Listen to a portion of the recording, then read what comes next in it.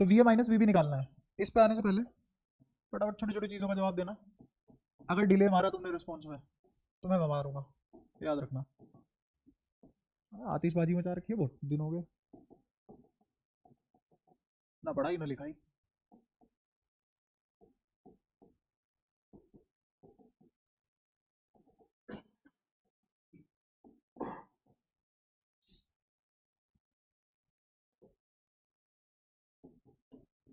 We A minus V B लिखवाओ जल्दी,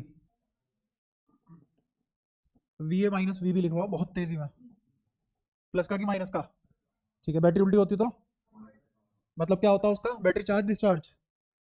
अगर उल्टी लगी होती तो चार्जिंग या डिस्चार्जिंग? अभी चार्जिंग है तब डिस्चार्जिंग होती। ठीक है, या V A minus V B plus का कि माइनस का? करंट तो, हाँ करंट तो जान लो पहले। हाँ बोलो। प्लस का क्यू बाय सी। ये सर्किट एलिमेंट में हमें क्या लिखा है हमने? के टू, और कुछ नहीं है। अब बताना एक और चीज।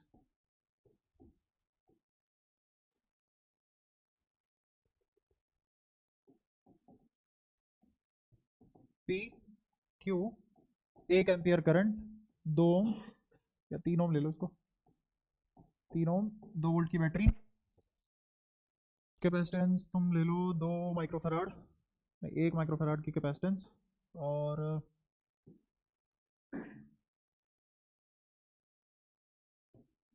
-2 माइक्रोकलाम, या -2 माइक्रोकलाम यहाँ लो, प्लस का यहाँ लो, और मेरे को लिखवा दो वी क्यू पी। बोलो जल्दी, वी क्यू पी मतलब we Q minus V P, इतना तो समझ आते हो ना? ठीक है बोलो। 1 into 3 प्लस का कि माइनस का? अरे यहाँ से चल रहे हैं ना, देख क्या निकालना है, क्यू पी। समझ आ गया ना? जहां ड्रॉप वहां प्लस, जहां राइज वहां माइनस। यहाँ आ जाओ, माइनस का 2, यहाँ माइनस का 2/1 क्यू बाय सी लिखा जाएगा। कोई इशू, कोई दिक्कत? यहाँ प्लस होता तो यहाँ भी प्लस आ जाता। अच्छा एक और चीज बता दो, ये प्लस है ये माइनस है, यहाँ से करंट आया, चार्जिंग है डिस्चार्जिंग? चार्जिंग।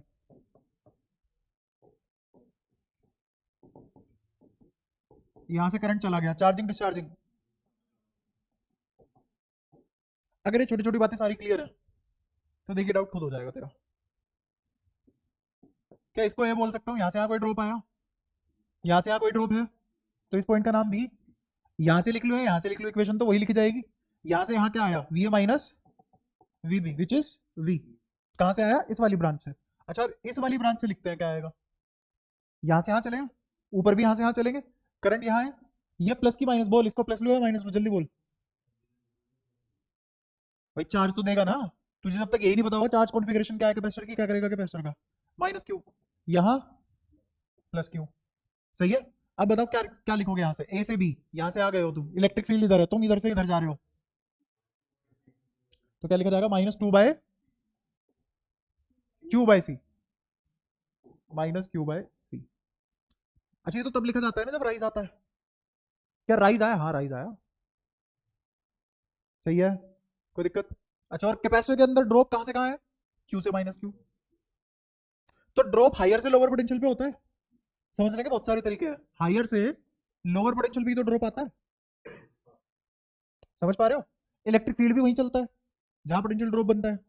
तो अब तुम बताओ, हायर हायर पोटेंशियल पॉइंट से लोअर पोटेंशियल पॉइंट गए हो, लोअर पोटेंशियल पॉइंट से हायर पोटेंशियल पॉइंट गए हो, तो तुमने राइज किया है कि ड्रॉप, इसलिए माइनस, किसी भी तरीके से समझ लो। फिर उसके आगे यहाँ तुम करंट की डायरेक्शन में ही हो तो प्लस का आईआर, ये भी क्या है? वी ए माइनस, दोनों का इक्वेट कर दो तो वी बराबर -q/c plus I R is the required equation. क्या लगाया हमने? के टू, सिंपल सिंपल। अगर कैपेसिटेंस का क्यू ना दे रखा हो, हाँ तो वहां पे कुछ और दिया होगा, तो क्वेश्चन तो क्वेश्चन डिपेंड करता है, टेंशन मतलब तो कैपेसिटर बहुत बड़ा है। हाँ बेसिक बेसिक तो करा तुमने, किसको अलग कर दे? हाँ तो यहाँ पे प्लस क्यू बाई सी आ जाएगा, क्यों? क्योंकि उस टाइम पे तुम ड्रॉप कर रहे होंगे और ड्रॉप में प्लस साइन आता है ना? समझ लो, उसको भी अलग रंग ले लेते हैं। आओ जीवन में रंग भरे, ये प्लस क्यू, ये माइनस क्यू। अब इलेक्ट्रिक फील्ड इधर है तो ड्रॉप भी डेल्टा वी घटता हुआ भी इसी डायरेक्शन में होगा। तो तुम हायर पोटेंशियल पॉइंट से लोअर पोटेंशियल पॉइंट पे जा रहे हो, लोअर पोटेंशियल पॉइंट से हायर पोटेंशियल पॉइंट पे, जल्दी बोलो। हायर से लोअर जा रहे हो, अगर हायर पोटेंशियल पॉइंट से लोअर पोटेंशियल पॉइंट जाओगे तो ड्रॉप मतलब प्लस। बूझ गए? बताओ क्या मुश्किल है इसमें? अच्छा मैं तुम्हें एक और बढ़िया चीज सिखाता हूँ इसी से, है ना, कंटिन्यूएशन में शायद मैंने बता दिया था, अगर बता दिया होगा तो ठीक है, रिवाइज हो जाएगा तुम्हारा, थोड़ा सा रिस्पॉन्ड कर दोगे तेज निकल लेंगे यहाँ से। ये इक्वेशन लिख ली मैंने, मान लो ये वाला सर्किट था, येलो वाला था, येलो वाला सर्किट था, और इसके लिए मैंने ये वाली इक्वेशन लिख ली। अब इसी इक्वेशन को टी इक्वल्स टू 0 पे देख रहा हूं मैं, टी इक्वल्स टू 0 पे देख रहा हूं, तो टी इक्वल्स टू 0 पे क्या रहा होगा, कैपेसिटर 0 पे रहा होगा। क्या जरूरी है कैपेसिटर हमेशा 0 चार्ज पे हो टी इक्वल्स टू 0 पे? टी इक्वल्स टू 0 कौन से वाली मोमेंट है, जब ब्रह्मांड पैदा हुआ है, जब हमने देखा, जब हमने देखा टी इक्वल्स टू 0 वो वाली मोमेंट है। जब हमने देखा तो वो किसी स्पेसिफिक चार्ज कॉन्फ़िगरेशन पे हो भी सकता है और नहीं भी। सिंप्लिसिटी रखने के लिए मैं अभी मान रहा हूं जब हमने देखा तो ये कोई चार्ज कंपोजिशन नहीं थी, इसकी कोई भी चार्ज एक्यूमुलेशन नहीं थी। सही है, ठीक है। अच्छा ये चीज होती कैसे है, इस प्रोसेस को बोलते क्या है कि यहाँ पे गैप है इतना बड़ा और फिर भी करंट फ्लो कर रहा है, रीजन क्या है इसका? इंडक्शन। कैपेसिटर पैदा ही ऐसे हुआ था, इसीलिए हम दो मेटल यूज कर रहे हैं। सही है, इंडक्शन हुआ। इंडक्शन क्या होता है? इंडक्शन ऐसे होता है कि यहाँ पे एक प्लस क्यू डिपोजिट हुआ, सिर्फ और सिर्फ एक प्लस क्यू डिपोजिट हुआ, तो यहां प्लस आ जाएगा, और इस प्लस की वजह से ये यहां से माइनस वाला अपनी तरफ खींच लेगा। तो इस प्लस क्यू ने क्या डेवलप करवा दिया? माइनस क्यू डेवलप करवा दिया। इस पे डेवलप करवाया या बस खींच लिया अपनी तरफ? खींच लिया अपनी तरफ, और सरफेस छोड़ सकता है? नहीं। तो अब एक प्लस क्यू यहां और एक माइनस क्यू यहां, लेकिन इस प्लस क्यू ने ये माइनस क्यू कहां से ऐसे खींच के लाया होगा या ऑलरेडी था? ये यहाँ पे ऑलरेडी था। तो असली बात क्या है कि इसने माइनस क्यू को इफेक्ट देने के लिए प्लस क्यू को फेंक दिया। इसने माइनस क्यू खींचा नहीं है, इसलिए असलियत में करा क्या है, प्लस क्यू फेंक दिया, प्लस क्यू फेंक दिया। और प्लस की कमी होना ही नेगेटिव का होना, प्लस की कमी होना ही नेगेटिव का होना। समझे? जैसे खुशी का अभाव ना होना मतलब दुखी होना, सेम फंडेबाजी है। तो इसने कहीं से कुछ नहीं खींचा है, इसने बस किसको लात मार दी, प्लस क्यू को। तो तुम्हें क्या दिखने लग गया यहाँ पे, स्पेशली माइनस क्यू। तो जब प्लस क्यू में लात पड़ी हो तो यहाँ से आ जाएगा, और निकला यहाँ से आता, यहाँ से यहाँ एंटर कर गया, हो गया सर्किट पूरा। ये इंडक्शन। समझ आया कि ओपन सर्किट होने के बाद भी ये सर्किट काम क्यों कर रहा है, ये वर्किंग है।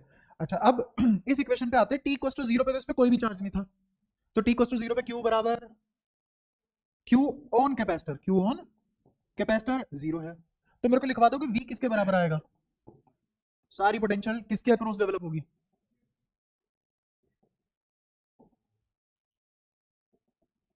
ये सारी की सारी पोटेंशियल आई आर पे रिफ्लेक्ट हो जाएगी। क्लियर है? अच्छा फिर उसके बाद अगर मैं टी इक्वल्स टू इंफिनिटी पे देखूं तो क्या होगा, है ना, इसको मैं फील भी करवा सकता हूं, तुम्हें सुनना, अगर तुम्हें जड़ से ही कंफ्यूजन मिटानी है तो इस बात को फील करते हैं, चल कर रहा है। यही सर्किट था, ये V, ये 0, तो V minus 0 is overall V, कोई गलती नहीं है। चलो बढ़िया। ये प्लस क्यू लिया तुमने, ये माइनस क्यू अपने आप हुआ है, तुमने कराया ये अपने आप हुआ, किसकी वजह से, बैटरी की वजह से, बैटरी की देन। यहाँ पे R, मेरे को बताओ यहां अगर V है तो यहाँ की पोटेंशियल क्या होगी, V। यहां से यहां तो कोई ड्रॉप ही नहीं है। अच्छा यहाँ की पोटेंशियल 0 है तो यहाँ की पोटेंशियल भी 0, और यहाँ की पोटेंशियल भी 0 नहीं होगी बीच में, लेकिन टी इक्वल्स टू 0 मोमेंट की बात हो रही है। ऐसा कर लो, टी इक्वल्स टू 0 तुम्हें ज्यादा समझ नहीं आ रहा तो की लगा दो एक, रुक तो जा, ये की लगा दी, ये की लगा दी। अभी अगर यहाँ पे V है तो यहाँ पे V है, और यहाँ पे पूरे सर्किट में बाकी हर जगह 0 है। सही है, आ रहा है समझ? ठीक है। जैसे ही मैंने की क्लोज करते ही ये V यहाँ डेवलप हो जाएगा, ये V यहाँ डेवलप हो जाएगा, 0 0 0 यहाँ डेवलप हो जाएंगे, है ना। जैसे ही मैं 0.000001 सेकंड आगे बढ़ा तो अगले ही मोमेंट मुझे यहाँ V0 नहीं मिलेगा, मुझे यहाँ V0, बट यहाँ V ही होगा। समझते रहे ना, यहाँ V, यहाँ भी V, यहाँ भी V, यहाँ भी V, लेकिन यहाँ 0 नहीं होगा। क्यों? क्योंकि अब ये कुछ पोटेंशियल खा गया होगा, कौन, R कुछ पोटेंशियल खा गया होगा। सही है। अब इसकी पोटेंशियल कैसे लिखेंगे समझना, मान लो यहाँ पे जो पोटेंशियल डेवलप हुई, यहाँ से यहाँ पे जो पोटेंशियल डेवलप हुई उसको मैंने नाम दिया V डैश, क्या नाम दिया, तो यहाँ पे भी पोटेंशियल क्या होगी और यहाँ पे पोटेंशियल क्या होगी, सोच लिया पक्का? अच्छा अब अगर मैं यहाँ पोटेंशियल ड्रॉप लिखूं, क्या लिखने जा रहा हूँ, पोटेंशियल ड्रॉप लिखने जा रहा हूं, तो वो तो आई आर के बराबर होता है ना, या फिर और बेटर अगर मैं तुम्हें समझाऊं, मैं यहाँ पे करंट लिखना पसंद करूंगा, ठीक है। करंट की डायरेक्शन क्या है सर्किट में, क्या ये डायरेक्शन होगी करंट की, होगी। यहां पोटेंशियल वी डैश है ना। तो पोटेंशियल किसके बराबर होती है, delta V by R, V by R नहीं, क्या डेल्टा वी बाय। अब इस डेल्टा वी को लिखने की थोड़ी सी कोशिश कर लेते हैं। डेल्टा वी को लिखने की कोशिश करने में हमें यह पता लगेगा कि यहां पोटेंशियल कितनी थी टोटल सर्किट में, वी। सर्किट में पोटेंशियल कितनी थी, वी। सही बात है, ठीक है। अगर सर्किट में वी पोटेंशियल है तो ये कैपेसिटर कितनी खा गया, क्यू बाई सी। तुम्हें ये समझ नहीं आ रहा है क्यू बाई सी खा गया होगा कौन, कैपेसिटर। वी में से कितनी पोटेंशियल कैपेसिटर खा गया, क्यू बाई सी। कौन खा गया, कैपेसिटर। और नीचे कौन है, तो क्या मैंने यहां का करंट निकाल लिया, आई बराबर V minus Q by C divided by R. और करंट खुद किसके बराबर होता है, rate of flow of charge. Rate of flow of charge is current. अब मैं समय से रिलेट करता हूं इन सब चीजों को, टाइम से। जैसे जैसे टाइम बढ़ेगा, जैसे जैसे टाइम बढ़ेगा, तो करंट पे क्या इफेक्ट पड़ेगा वो भी देखेंगे, और क्यू पे क्या इफेक्ट पड़ेगा वो भी देखेंगे। शुरू में चार्ज एक्यूमुलेशन कितनी थी, zero initially, Q accumulation zero initially. तो सबसे कम चार्ज कब था सर्किट में, टी इक्वल्स टू जीरो पे चार्ज जीरो था। अब आ रहा है पूरा प्रॉपर समझ, टी इक्वल्स टू जीरो पे चार्ज जीरो क्या है।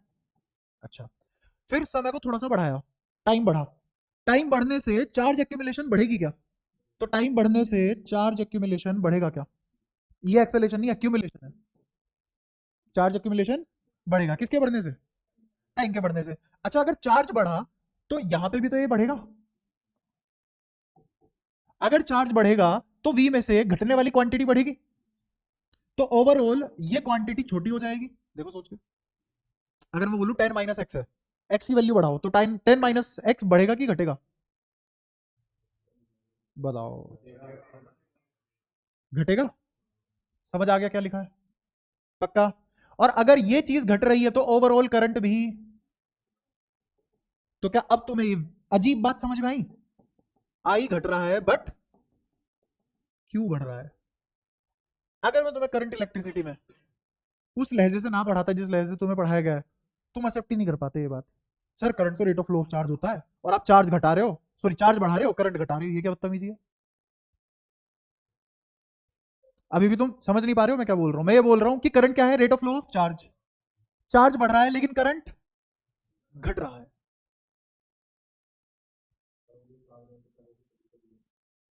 हाँ हाँ, तुम्हें अब वजह भी आती है, सब कुछ आता है, लेकिन ये कॉन्ट्रडिक्टिंग नहीं फील आ रहा कि करंट घट रहा है चार्ज बढ़ रहा है, जबकि करंट खुद rate of flow of charge है। ठीक है, बदतमीजी है। तो अगर कोई तुमसे पूछे कि करंट क्या है, कि कितने समय में कितना चार्ज फ्लो कर गया, लेकिन अगर मैंने चार्ज घटा दिया तो करंट घटना चाहिए ना, यहां बढ़ रहा है।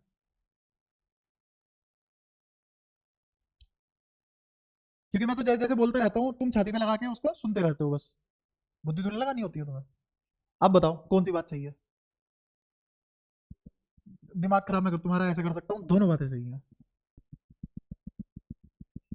क्योंकि करंट की डेफिनेशन मैंने तुम्हें कभी भी नहीं बताई rate of flow of charge. मैंने कहा चार्ज के मूव करने की टेंडेंसी भर से ही करंट आ जाता है। इनिशियली तो चार्ज मूव भी नहीं करा, तभी तो एक्यूमुलेशन जीरो थी और करंट मैक्सिमम था। कैसे समझ लोगे ये बात अगर करंट इलेक्ट्रिसिटी वैसे ना पढ़ाता जैसे पढ़ाई गई। हुआ रिलेट, खुद देखो टी इक्वल्स टू जीरो पे, टी इक्वल्स टू जीरो पे क्यू बराबर जीरो लिखा है मैंने, तो आई तो मैक्सिमम है ना, देख लो यहाँ पे। क्यू रख दो कितना, जीरो रखो, जीरो। तो क्या है, वी बाय आर मैक्सिमम है, क्योंकि शुरुआत में टी इक्वल्स टू जीरो पे करंट के मूव करने की टेंडेंसी सबसे ज्यादा थी, इसलिए करंट ज्यादा था। और मैंने करंट यही बताया था कि चार्ज के मूव करने भर की टेंडेंसी से ही करंट आ जाता है, वरना खट्टा दबाने से एकदम लाइट थोड़ी जल जाएगी, 1 करोड़ साल बाद जलेगी फिर तो। क्योंकि किस वेलोसिटी से दौड़ रहा है इलेक्ट्रॉन, ड्रिफ्ट कितनी होती है, 10⁻²⁻² बिजली घर से भेजी 1000 किलोमीटर दूर, और चाल है उसकी 10⁻² मीटर पर सेकंड। तो तुम तो बैठे ही रह जाओगे कि हाँ अखबार में आएगा कि भाई ठीक है आज के दिन बिजली चालू कर दी गई है, उधर से 1.5 महीने बाद आ जाएगी घर पे। ऐसा होता है नहीं। वहां जैसे ही लीवर उठते हैं यहाँ पे सारे खटके काम कर जाते हैं। क्या दौड़ रहा है? इम्पल्स। इम्पल्स क्या है? मूव करने की टेंडेंसी। तो इनिशियली टी इक्वल टू 0 पे चार्ज के मूव करने की टेंडेंसी सबसे ज्यादा थी। चार्ज के मूव करने की टेंडेंसी सबसे ज्यादा थी, लेकिन चार्ज 0 था। चार्ज 0 था, लेकिन चार्ज के मूव करने की टेंडेंसी मैक्सिमम थी, है ना। जैसे मान लो तुम छत पे से कूदो, तो जिस मोमेंट तुम कूदोगे इनिशियल वेलोसिटी क्या होगी? 0। इनिशियल वेलोसिटी क्या होगी? 0। पर मूव करने की टेंडेंसी सबसे ज्यादा कहां फील होगी तुम्हें? सबसे ऊपर। नीचे आते आते तो रुक ही जाओगे ना। जैसे फर्स्ट फ्लोर से कूदो, 10th फ्लोर से कूदो, फर्क पता लग जाएगा। तो फर्स्ट फ्लोर से जब तुम कूदोगे तो तुम्हें उतनी मूव करने की टेंडेंसी फील नहीं होगी, 10th फ्लोर से होगी। लेकिन दोनों जगह इनिशियल वेलोसिटी तो 0 ही आएगी। अब इसको ऐसे समझो कि अगर मेरी एक्सेलरेशन घट रही है तो क्या वेलोसिटी भी घटती है? एक्सेलरेशन क्या होता है बताना जरा फिर से। Rate of change of velocity is acceleration. तो अब मैं बोल रहा हूं कि अगर एक्सेलरेशन घटती है तो क्या वेलोसिटी भी घटेगी? अगर एक्सेलरेशन घटती है क्या वेलोसिटी भी घटेगी? जरूरी नहीं है। एक्सेलरेशन और वेलोसिटी सिर्फ तब घटते हैं जब उनके साइन अपोजिट होते हैं। जैसे 10 मीटर पर सेकंड स्क्वायर की एक्सेलरेशन है, अगले मोमेंट वो कितने की होगी? 9 मीटर पर सेकंड स्क्वायर की। उससे अगले मोमेंट 8 मीटर पर सेकंड स्क्वायर होगी। उससे अगले मोमेंट 7 मीटर पर सेकंड स्क्वायर, उससे अगले मोमेंट 6 मीटर पर सेकंड स्क्वायर होगी। ऐसे चल रहा है, समझना आप। इनिशियल वेलोसिटी 10 मीटर पर सेकंड है। इनिशियल वेलोसिटी पहले सेकंड कितनी बढ़ेगी वेलोसिटी? 10। कितनी होगी? 19। कितनी हो गई? 19 या 20? 10 बढ़ी है तो 20 होगी ना। बस हाँ में हाँ मिलाओ हर चीज में, ये है तुम्हारी बुद्धि। फोकस 0, कंसंट्रेशन 0, आगे बस फोटो बन के बैठना होता है। कितनी हो गई? 20। अच्छा, उससे अगले मोमेंट एक्सेलरेशन घट रही है बढ़ रही है? घट रही है। कितनी हो गई? बहुत मुश्किल क्वेश्चन पूछ लेता हूँ शायद मैं, है ना। पहले एक बार डॉट ज्वाइन करके देख ले, केजी वेजी करके आया हो कि नहीं। हाँ बोलो, अगले मोमेंट एक्सेलरेशन कितनी? 9। अरे अभी 20 है ना, अगले मोमेंट कितनी? 9। तो वेलोसिटी कितनी हो जाएगी? 29 मीटर पर सेकंड। 20 थी, फिर कितनी हो जाएगी अगले सेकंड? अरे भैया अकल में बिल्कुल टोपन आया यार तुम में। सामने देखो, एक्सेलरेशन 10 मीटर पर सेकंड है, इसका रेट क्या है घटने का? 1 मीटर पर सेकंड स्क्वायर। हर मोमेंट घट जाती है, decreases every second. Velocity initial कितनी है? 10 मीटर पर सेकंड। मुझे बताओ नेक्स्ट मोमेंट वेलोसिटी कितनी हो जाएगी? अरे 20 हो जाएगी ना। बढ़ने का रेट क्या है? फिर उससे अगले सेकंड बताओ वेलोसिटी क्या हो जाएगी? एक्सेलरेशन कितनी हो जाएगी? 9 मीटर पर सेकंड स्क्वायर। तो इसकी वजह से वेलोसिटी कितनी आ गई? ये नहीं कर पा रहे हो तुम, देख लो कहां स्टैंड कर रहे हो। बाहर भी करनी है इन्हें। चल लो तेज। ये नेक्स्ट एक्सेलरेशन तो घट रही है बट वेलोसिटी तो स्टिल इंक्रीज कर रही है ना। इधर आ जाओ। करंट रेट है, करंट रेट है। किसके बदलने का रेट है? चार्ज। मैं कह रहा हूं रेट घट रहा है, रेट घट रहा है। किसका? चार्ज एक्यूमुलेशन का रेट घट रहा है, बट जो इकट्ठा चार्ज हो रहा है वो तो बढ़ ही रहा है।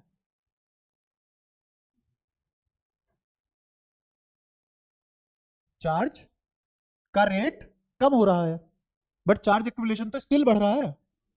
बिल्कुल यही तो बात होगी जो आगे कर रहा हूं। एक्सेलेरेशन घट रही है but still contribution to the velocity, velocity increase ही हो रही है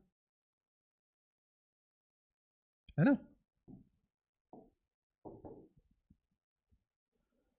एक और एग्जांपल ले रहा हूं ऐसे ही। मैंने करंट लिया 10 एम्पियर है, चार्ज इनिशियली 0 है। एवरी सेकेंड करंट एक कम हो जाता है, डिक्रीजेस बाय 1 एम्पियर। तो मुझे बताओ नेक्स्ट मोमेंट पे करंट कितना? 9 एम्पियर। चार्ज कितना? 10। 10 गुलाम। कैसे पता लगा मुझे? क्योंकि D Q by D T होता है, rate of change of charge पढ़ लो इसको थोड़ी देर के लिए, rate of change of charge पढ़ लेते हैं। तो पहले सेकंड 0 था, और करंट का मतलब क्या होता है, कितना चार्ज एक्यूमुलेट हो गया एक सेकंड में। तो कितना चार्ज एक्यूमुलेट हो गया एक सेकंड में, 10 के हिसाब से 10। अरे एम्पियर को ऐसे लिख लो ना, रुको अब आएगा तुम्हारी समझ में। करंट कितना, 10 कूलम्ब पर सेकंड, इनिशियली चार्ज 0, तो अगले मोमेंट चार्ज कितना हो जाएगा 10।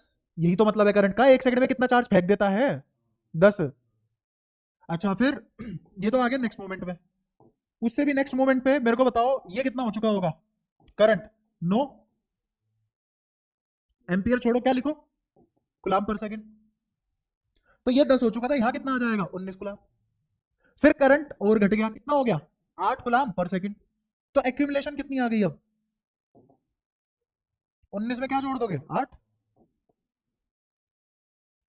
करंट घट रहा है स्टिल, चार्ज तो बढ़ ही रहा है। क्या आत्मा निकाल देते हो तुम 1 रुपए की बात के लिए भी, मैं बुद्धि इस्तेमाल ना हो जाए अपनी जरा सी भी। डालो भाई जोर डालो, गर्म होगी तभी तो काम करने की आदत लगेगी इसको। ये बात क्लियर है, टी इक्वल टू 0 पे चार्ज 0 है बट करंट, हाँ चल मैं एक और एग्जांपल देता हूँ, मुझे आता है समझाना, टेंशन मत लो, मैं समझा दूंगा समझाओ। 3 दिन से मैंने कुछ नहीं खाया, मेरे को भूख लग रही है, मेरे सामने खाना रखा है, मान लो 15-16 किलो खाना रखा हुआ है, मैंने 3 दिन से कुछ नहीं खाया, पेट खा लिया बिल्कुल। शुरुआत में 1 मिनट में मैंने अगर 10 किलो खाना खा लिया, तो आखिरी सेकंड में मैं 1 ग्राम खाना खा रहा हूँ। जैसे जैसे हमारा पेट भरता है हमारे खाने की स्पीड घट जाती है, थूक बनना बंद हो जाता है मुंह में, समझ पा रहे हो। एंड मोमेंट पे मैंने कितना खाना खाया है 0, और इनिशियली ऐसा लगता है, अब मैं करेक्ट बात बताता हूं, इनिशियली मेरे खाने की टेंडेंसी मैक्सिमम है, क्यों, क्योंकि मेरे खाने का रेट सबसे ज्यादा होगा, है ना। मैं कैसे खा रहा हूँ, आधी रोटी तोड़ी सीधा अंदर, आधे सेकंड में आधी रोटी गायब, और मैं चबा रहा हूँ, पेट में नहीं गया है खाना लेकिन भूख इतनी लग रही है, तब तक अगले वाला तैयार है पूरी आधी रोटी एक साथ पेट में जाने के लिए, समझ रहे हो। तो खाने का रेट इज मैक्सिमम, लेकिन टी कोस टू 0 पे कितना खाना खाया मैंने 0, कुछ भी नहीं सामने रखा हुआ था, लेकिन खाने की टेंडेंसी सबसे ज्यादा कब है, टी कोस टू 0 मोमेंट पे ही है। और लास्ट में मेरी टेंडेंसी खत्म हो जाएगी, पेट भर गया, अब मेरा खाने की कोई इच्छा, टेंडेंसी क्या हो चुकी है 0, बट खाना कितना खाया जा चुका है 15 किलो,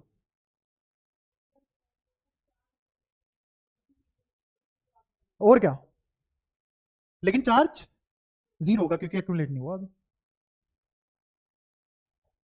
ठीक है। वही है, पैसा भूख प्यास ये सब है अपनी जान, जान पे बनाती है, समझ आ जाता है, सही है। लेकिन कब तक सीखोगे ऐसी, कभी तो स्पीड बढ़ानी पड़ेगी ना। अच्छा तो अब समझ में आया, करंट घट रहा है लेकिन फिर भी चार्ज बढ़ रहा है। ये तभी पॉसिबल है जब करंट को इस लहजे में पढ़ो कि करंट टेंडेंसी भर से ही पैदा हो जाता है चार्ज मूव करने की, चार्ज मूव कर भी नहीं रहा, करंट है, क्या ऐसा पॉसिबल है। हाँ, कहाँ पढ़ा दिया था मैंने, करंट इलेक्ट्रिसिटी में ही पढ़ा दिया था, और वहां शायद बोला भी था कैपेसिटर में रिलेट करूंगा, और फिर भी वहां पे तुम भौचक के रह जाओगे, वही हो रहा है। खैर तो टी इक्वल टू 0 पे क्यू बराबर 0, आई बराबर मैक्सिमम। तुम्हें पता 36 तरीकों से बता दी मैंने यही चीज, यहां मैथमेटिकली भी बता दी, दिख रहा है ना वहां पे, टी बढ़ेगा तो क्यू बढ़ेगा, क्योंकि इकट्ठा होगा ना कैपेसिटर पे चार्ज, कैपेसिटर पे चार्ज इकट्ठा होगा, क्यू बढ़ेगा। अगर क्यू बढ़ा तो क्यू बाई सी भी बढ़ेगा, वी में से घटने वाली क्वांटिटी बढ़ेगी, न्यूमरेटर घटेगा तो करंट घटेगा, तो चार्ज के बढ़ने से करंट घट रहा है, प्रूफ इस वाली इक्वेशन से। अच्छा यहाँ पे पिछले वाले पेज पे मैंने ये वाली इक्वेशन लिखी हुई थी, या फिर ये वाली लिखी हुई थी, दूसरा तरीका, टी इक्वल टू 0 पे करना Q 0, V equal to I R, I equal to V by R, current maximum charge, जैसे जैसे टाइम बढ़ेगा क्या ये वाली क्वांटिटी बढ़ेगी, लेकिन पोटेंशियल तो कांस्टेंट है। कौन सी बैटरी यूज करते हैं हम सारी की सारी, आइडियल, आइडियल के अक्रॉस पोटेंशियल डिफरेंस कितना होता है, या ईएमएफ कितनी होती है उसकी, सेम, इसको ये भी बोल सकते हो ईएमएफ यही है, ठीक है। तो ईएमएफ तो फिक्स रहेगी ना, तुमने ये बढ़ा दिया, ये तो है तो पोटेंशियल ही ना, ये क्या है वी सी प्लस ये क्या है वी रेजिस्टेंस, और ये क्या है ईएमएफ, इन दोनों का समेशन ही तो ये बनाएगा। और अगर तुमने वीसी बढ़ा दिया तो कौन घटा होगा, वो तो तभी पॉसिबल है जब आई घटाओ और क्यू बढ़ाओ, सही है। अब इससे ज्यादा क्लियर क्या बता दूं मैं? अब पता लग रहा है ये चैप्टर तुम किताब से नहीं पढ़ पाओगे, ये मेरे को ही पढ़ाना पड़ेगा तमीज में, और तुम बढ़िया टाइम लेके पढ़ रहे हो। टाइम देखो तुमने कितने में क्या पढ़ा है बस। अब पल्ले पड़ चुकी है वाली बात, क्लियर। अब आ जाते हैं ये समझ में आ गया क्यों बढ़ा, बट आई घटा। ऐसे ही बात कर लेते हैं, ये तो हो गया T equals to 0, T equals to infinite moment की बात कर लेते हैं। टी इक्वल्स टू इन्फिनिटी पे क्या होगा? क्यू किसके बराबर हो जाएगा? क्यू किसके बराबर हो जाएगा? यहां सारी की सारी पोटेंशियल कहां डेवलप हो जाएगी? या इसके अक्रॉस डेवलप हो जाएगी। सारी की सारी पोटेंशियल वीसी कहलाएगी और वी आर 0 हो जाएगी। ऐसे भी समझ सकते हो तुम, लिख देता हूं इस वाले पे भी। क्या थी हमारी किरचॉफ लॉ की equation? V C plus V R बराबर ई एम एफ। ये किसके बराबर? Q by C. ये किसके बराबर? I R. सही है। तो जब मेरा ये मर जाएगा तो टी इक्वल्स टू इनफाइनाइट हो जाएगा, क्योंकि बैटरी तो तब तक काम करेगी, तब तक चार्ज एक्यूमुलेट करवाएगी जब तक इसके और इसके अक्रॉस पोटेंशियल डिफरेंस सेम ना हो जाए। इसके और इसके अक्रॉस पोटेंशियल डिफरेंस सेम ना हो जाए तब तक बैटरी काम करेगी। जब इसके और इसके अक्रॉस पोटेंशियल डिफरेंस सेम हो गया, इसका मतलब क्या हो गया? क्यू बाई सी ही ईएमएफ बन गया। तो पक्की बात है मेरी कौन सी मूवमेंट आ चुकी है? अंतकाल वाली, T equals to infinity movement आ चुकी है। ठीक है। T equals to infinite movement पे चार्ज क्या मैक्सिमम होगा, लेकिन आई तो खत्म हो चुका होगा। रेजिस्टेंस तो नहीं बदल सकता, देखो एस तो एन एसी लगा हुआ है और ये सर्किट K2 लगा रहे हैं, एसी गायब, अप्लाइज थोड़ी ना गायब हो जाएगा, रेजिस्टेंस थोड़ी ना गायब हो जाएगा। कौन गायब हुआ होगा? करंट। एसी बंद हो सकता है, गायब थोड़ी ना हो जाएगा। और वो बंद किसकी वजह से हुआ? Current supply. तो करंट कितना हो चुका होगा? रेजिस्टेंस की एग्जिस्टेंस या रेजिस्टेंस के अक्रॉस ड्रॉप तब तक आता है जब तक करंट होता है। बिना करंट के रेजिस्टेंस की कोई यूज नहीं है। तो जब करंट 0 हो चुका है, अब मैं सर्किट में रेजिस्टेंस बनाऊं या ना बनाऊं, फर्क पड़ेगा इक्को पैसे का भी? कोई फर्क नहीं पड़ेगा। तो स्टेडी स्टेट पे जितने भी सर्किट दिखेंगे उसमें रेजिस्टेंस बनाओ या ना बनाओ, क्या एक ही बात है? ये भी बात समझ में आती होगी, पक्की बात। तो इसका मतलब इस पे मेरा ये वाला सर्किट ऐसा दिखने लग जाएगा। क्या प्रैक्टिकली ऐसा सर्किट पॉसिबल है? नहीं। लेकिन थ्योरेटिकली क्या ये बात मैंने सही लिख दी? हाँ। क्यों? क्योंकि मैंने बस बनाया नहीं है यहाँ पे रेजिस्टेंस। मन की आंखों से देखो हमारा रेजिस्टेंस दिखेगा, बट क्योंकि उसमें करंट नहीं है तो उसको बनाने का कोई यूज नहीं है। तो ऐसे सर्किट तुम्हें कहां दिखेंगे? अगर तुम्हें ऐसा सर्किट दिखा जिंदगी में तो एज्यूम करोगे या वो असलियत होगी कि ये वाकई में स्टेडी स्टेट है? क्या ये असलियत में स्टेडी स्टेट है? कोई एज्यूम करने की जरूरत नहीं है, स्टेडी स्टेट है। अगर बिना रेजिस्टेंस का तुम्हें ऐसा कोई सर्किट मिल गया, गारंटीड है वो सर्किट स्टेडी स्टेट का बना हुआ है। तो जितने भी ऐसे सर्किट देखोगे तुम, वो सारे के सारे स्टेडी स्टेट के हैं। एनसीईआरटी में तुमने सारे सर्किट ऐसे देखा, आरसी नहीं देखा, तुमने सिर्फ क्या सर्किट देखा? See, only capacitive circuit. Only capacitive circuit क्या प्रैक्टिकली एग्जिस्ट कर सकते हैं? नहीं। बट फिर हम क्यों बोलते हैं ओनली कैपेसिटिव सर्किट? इसका मतलब हम स्टेडी स्टेट में सर्किट बना रहे हैं। इतनी सारी कहानी पीछे छुपी हुई है इस बात के। नहीं, तभी तो टी इक्वल्स टू इन्फिनिटी पे जाती है स्टेडी स्टेट, क्योंकि टी इक्वल्स टू इन्फिनिटी पे ही करंट 0 होता है। क्लियर है सारी बातें? पक्का? ठीक है। अब बैटरी और कैपेसिटर में मैंने तुम्हें फर्क बताया था, एक और फर्क देखो, मैथमेटिकल फर्क देखो। वर्क डन बाय बैटरी कितना होगा? Q delta V. और डेल्टा वी क्या है यहाँ पे? V minus 0 Q V. ये तो पढ़ रखा है सब। तो वर्क डन बाय बैटरी इतना है। वर्क डन बाय कैपेसिटर निकाले, तो वर्क डन बाय कैपेसिटर निकाल लेते। याद रखना बैटरी ने कितना कार्य कर अगर चार्ज क्यू है तो क्यू वी। अगर कैपेसिटर पे वर्क डन निकाले तो इस पे चार्ज कितना एक्यूमुलेट हो सकता है? Maximum Q. कैपेसिटेंस कितनी होगी इसकी? सी। सी तो फिक्स है, कांस्टेंट होता है, वो तो सिर्फ मटेरियल बदलने, कैपेसिटर बदलने पे ही बदलता है। क्लियर हुआ? अच्छा, वर्क डन किसके बराबर होता है? वर्क डन होता है क्यू डीवी। ये सही है या ये सही है? ऊपर और नीचे वाले में से कौन सा सही है? ऊपर वाले हाथ खड़े करो, 1 2 3 4 सारे। नीचे वाला सही है। कैपेसिटर में चार्ज एक्यूमुलेशन ही तो बदलती है गधो। हाँ बोल। हाँ, क्यू बदलेगा तो वी बदलेगा, बदलेगा पक्की बात है, लेकिन कौन बदल रहा है वी को? हाँ, क्यू बदल रहा है। हाँ, बट ये जो पोटेंशियल है किसकी है? आप सुनना ध्यान से, पूरी कहानी क्या है। जब तक मैं बैटरी लगाऊंगा कैपेसिटर को कुछ उखाड़ लोगे तुम? नहीं, ये तो कल ही पढ़ा दिया मैंने भाई। कैपेसिटर चार्ज कब होगा? जब कोई इस पे काम कर रहा होगा। कौन करेगा उस पे काम? बैटरी करेगी। ऐसा थोड़ा ना है कि तुमने फोन में कैपेसिटर लगा दिया और बैटरी हटा दी और फ्लैश मार रहे हो। Is it possible? बैटरी से फोन चलेगा, बट कैपेसिटर से एकदम बहुत सारी एनर्जी मिल जाएगी। कैपेसिटर बिना बैटरी के थोड़ी ना काम कर लेगा। तो तुमने जिस पोटेंशियल डिफरेंस की बैटरी लगाई है उसके हिसाब से चार्ज इकट्ठा होता है कैपेसिटर में। कल बोल बोल के मर गया भाई। टंकी क्या है? कंटिन्यूस फ्लो ऑफ एनर्जी, मतलब बैटरी। जिस बाल्टी में तुम पानी भर रहे हो वो इकट्ठा हुआ पानी, वो बाल्टी क्या है? कैपेसिटर। अगर तुम्हें 10 लीटर पानी एक ही सेकंड में चाहिए, टंकी दे देगी? नहीं। लेकिन वही तुमने बाल्टी में इकट्ठा कर लिया 5 सेकंड लगा के, अब वो बाल्टी उल्टी कर दो, 1 सेकंड में सारा पानी आ गया। वो काम किसका है? कैपेसिटर का। पर पहले भरना तो पड़ेगा। भरोगे किससे? बैटरी से। और बैटरी कौन सी यूज कर रहे हैं हम? आइडियल। आइडियल बैटरी का ईएमएफ फिक्स्ड। तो कौन बदल रहा है इसमें? इस वी पे कौन एक्यूमुलेट हो रहा है? क्यू। किस रेट से? डी क्यू रेट से। बोलो, पहले वाला और दूसरे वाले में से कौन सा सही? क्या पहले वाला आप समझ में आ गया गलत है? और क्या ये भी समझ में आ गया दूसरे वाला सही क्यों है? तो work done by capacitor, by capacitor किसके बराबर? V D. और ये क्या छोटा सा वर्क डन होगा? डी की चार्ज एक्यूमुलेशन, वी पोटेंशियल पे डी की चार्ज एक्यूमुलेट हो गया, तो क्या कार्य कर लिया होगा कैपेसिटर ने? क्या यही बात है? ठीक है। लेकिन वी को तो हम क्यू बाई सी लिख लेते हैं। वी को क्या लिख लेते हैं? क्यू बाई सी। सी तो कांस्टेंट है, क्यू बदल रहा है। तो मुझे अगर वर्क डन निकालना है, क्या मैं इसको इंटीग्रेट नहीं कर दूंगा, जिसमें से सी तो बाहर आ जाएगा, और क्यू डी क्यू क्या हो जाएगा? Q square by 2। क्या ये half Q square by C is the work done? और ये वर्क डन किसने किया है? कैपेसिटर ने किया है। कैपेसिटर पे हुआ है, कैपेसिटर पे हुआ है। तो मुझे क्या लिखना चाहिए? बाय की on, bye battery. Work done on capacitor bye battery. पूरी कहानी क्लियर?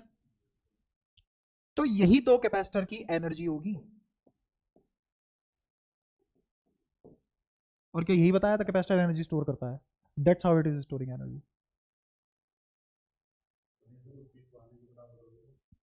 नहीं, आगे सुनो, पहले यहां तक सारी बातें समझ में आई। तो कैपेसिटर के अंदर कितनी बैटरी स्टोर हुई? यू इन कैपेसिटर, बोलो। हाफ क्यू स्क्वायर बाय सी। अच्छा, अगर मैं क्यू को यहां पे सीवी लिख दूं, होता ही है ना क्यू बराबर सीवी। तो क्यू सीवी रखने के बाद सी स्क्वायर वी स्क्वायर ऊपर है, नीचे सी है, तो एक सी से सी कट जाएगा, क्या हाफ सीवी आ जाएगा? ये दूसरा फॉर्मूला हो गया। ठीक है। अब इसमें ही अगर मैं इस सी की जगह क्या रख दूं? Q by V. तो जैसे ही मैं इसकी जगह क्यू बाय वी रखूंगा तो एक वी से एक वी कट जाएगा, तो कितना आ जाएगा? Half Q V. एक ये भी फॉर्मूला हो गया। ये सब सेम ही फॉर्मूले हैं, अलग अलग नहीं है,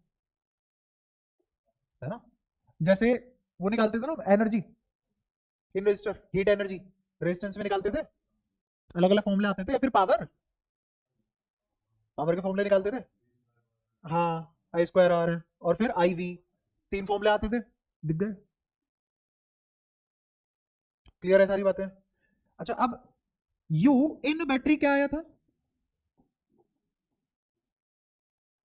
ये क्या बात हुई? बैटरी के पास एनर्जी है क्यू वी, कैपेसिटर को दी, एनर्जी निकाली, आई हाफ क्यू वी। आधी कहां गई? आधी गई हीट। क्यों? हीट तो थी नहीं, ये अचानक से कहां से आ गई? By resistance. अब पता लगा, तुम सर्किट कैसा भी बना लो, बनाते रहो तुम अपनी खुशी में, सर्किट ऐसा बना लो, बट आधी एनर्जी रेजिस्टेंस ने अभी भी गायब कर दी। वो था, तुम्हें नहीं पता था। हाँ, बिल्कुल। क्योंकि इस पूरे प्रोसेस में ये कोई एनर्जी खाएगा ही नहीं। खाएगा, कितनी उड़ा देगा? हाफ यू उड़ा देगा। किसकी फॉर्म में? अब आ रहा है समझ आरसी सर्किट क्या होता है? तो अगर बैटरी के पास यू एनर्जी है तो कैपेसिटर के पास कितनी मिलेगी maximum? Half of you, half of battery. क्यों? क्योंकि आधी कौन खा गया? रेजिस्टेंस।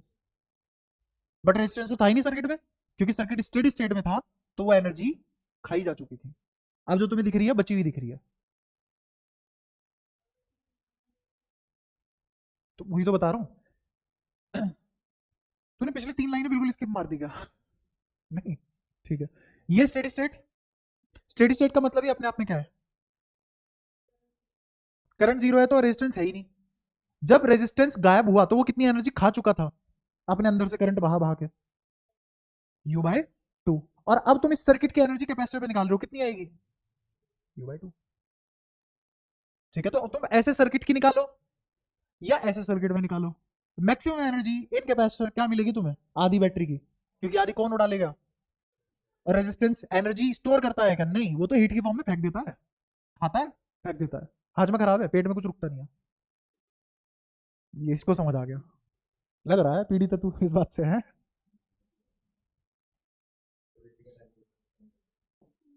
कर देंगे। अब बताओ यहां तक किसी भी बात में कोई भी परेशानी हो तुम्हें? क्या आरसी सर्किट क्लियर अच्छे से? पक्का? ठीक है।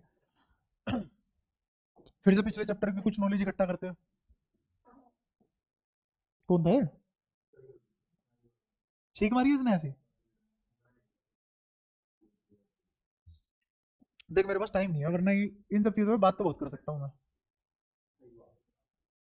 नहीं, वो सही नहीं होगी, उसमें तू रो जाएगा, शायद अगली क्लास से आएगा भी नहीं।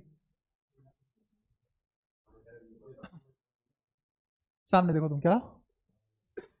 हाँ तो बाद में भी मत बताइए, उतना टाइम है नहीं मेरे पास। अभी यहाँ देख तू। इसको मैंने चार्ज दिया 3 क्यू, इसको चार्ज दिया 4 क्यू, इसको चार्ज दिया -5 क्यू।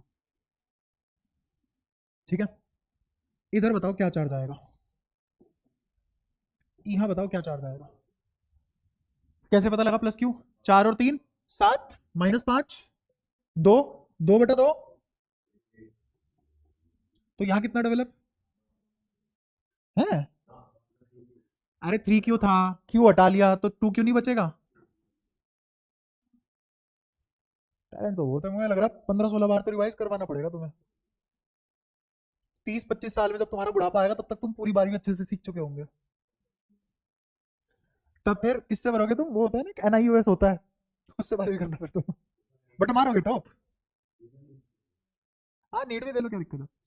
अच्छा 2 क्यू यहाँ हो गया, तो यहाँ 4 क्यू में से -2 क्यू हटा लिया, तो इधर कितना बचा? +6 क्यू। दोनों को ऐड करोगे तभी तो 4 आएगा। अच्छा अगर यहाँ 6 है तो -6 यहाँ, तो इधर कितना बचना चाहिए था? प्लस क्यू और बचा भी। क्या डिस्ट्रीब्यूशन आता है? क्या इधर इलेक्ट्रिक फील्ड लिखना आता है? इधर भी इलेक्ट्रिक फील्ड, इधर भी इलेक्ट्रिक फील्ड, यहाँ इलेक्ट्रिक फील्ड, यहाँ से यहाँ, यहाँ से यहाँ, इधर इलेक्ट्रिक फील्ड ऐसे, इधर इलेक्ट्रिक फील्ड ऐसे। क्या वैल्यू भी लिख लोगे इलेक्ट्रिक फील्ड की? इधर अगर इलेक्ट्रिक फील्ड लिखोगे सबको जोड़ दो, कितना आया? 2 क्यू। तो 2 क्यू के हिसाब से इलेक्ट्रिक फील्ड लिखा जाएगा। कितना होगा यहाँ पे? Sigma bye 2 epsilon not, sigma bye, और सिग्मा की जगह क्या रख देंगे? क्यू बाय, है ना, फट्टे सारे आइडेंटिकल है, तो एरिया सबका सेम होगा। ऐसे ही लिख लोगे वो सब, है ना? ठीक है। अब जब कैपेसिटर पढ़ता है आदमी तो उसको ये लगता है कि यार कैपेसिटर तो हमेशा ही ऐसा दिखता है, ये प्लस क्यू और ये कैपेसिटर हमेशा ही ऐसा दिखता होगा। क्या ऐसा कैपेसिटर पॉसिबल है? दोनों ही प्लस, क्या ऐसा कैपेसिटर पॉसिबल है? क्या ऐसी बैटरी पॉसिबल है? तो ये कहाँ पॉसिबल हो गया?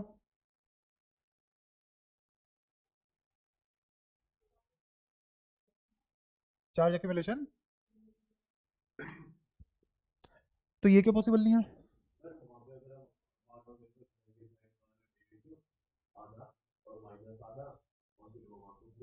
हाँ सही। एक और सवाल पूछता हूँ जो बाकी नहीं समझे लोग।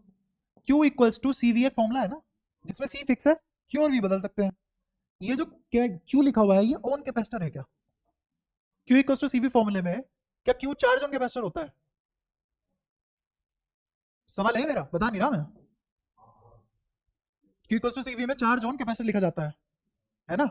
अच्छा मान लो 2Q और प्लस Q को सोल्व कर रहे हैं हम, डिस्ट्रीब्यूट करते हैं चार्ज, 2 + 1 3, इधर कितना आएगा? 3/, अच्छा 3/2 क्यों हटा लिया तुमने? 2 में से कितना बचा? आधा। सोच लो, चलो शाबाश। और इधर इसमें से Q/2 हट गया तो कितना आएगा? प्लस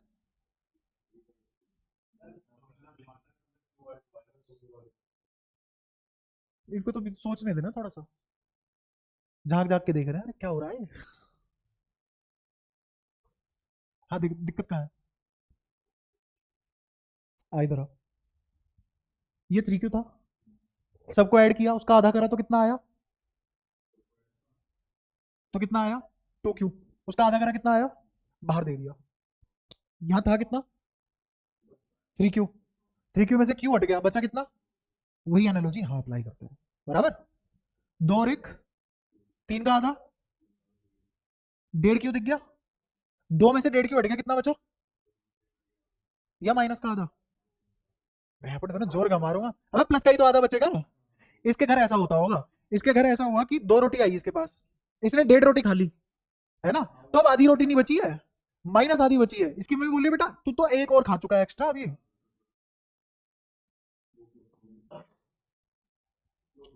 ये फ्लो कंट्रोल कर ले, अभी से ही बुढ़ापा आ गया क्या?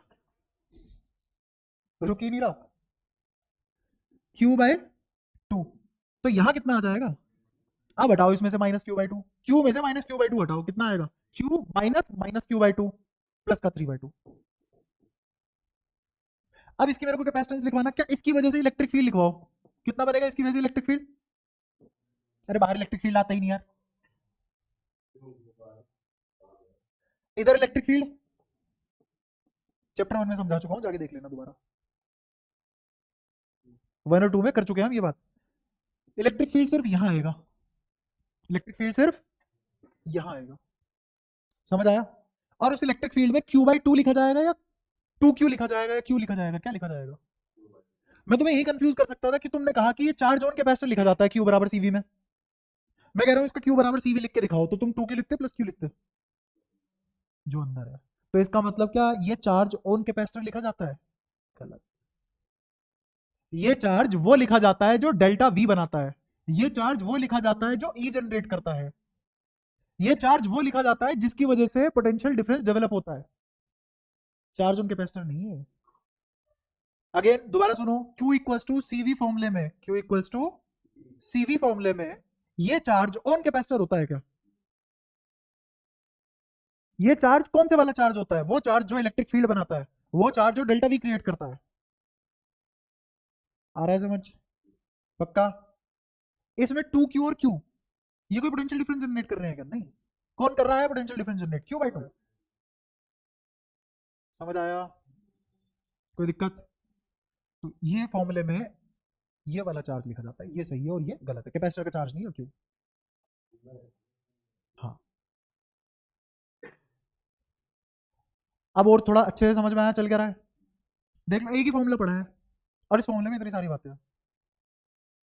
चाहता तो मैं वही कर दूं, Q बराबर CV, 1 सेकंड में खत्म, आगे बढ़ो। 20 मिनट में चैप्टर हो गया। बाहर E0। अच्छा एक बात बता,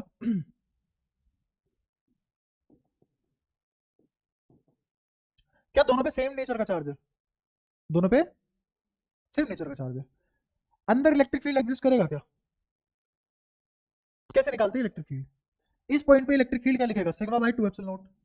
इस पे क्या लिखेगा? σ/2ε0। ये जाएगा इधर, ये जाएगा इधर, ये सिग्मा डैश होगा, ये सिग्मा,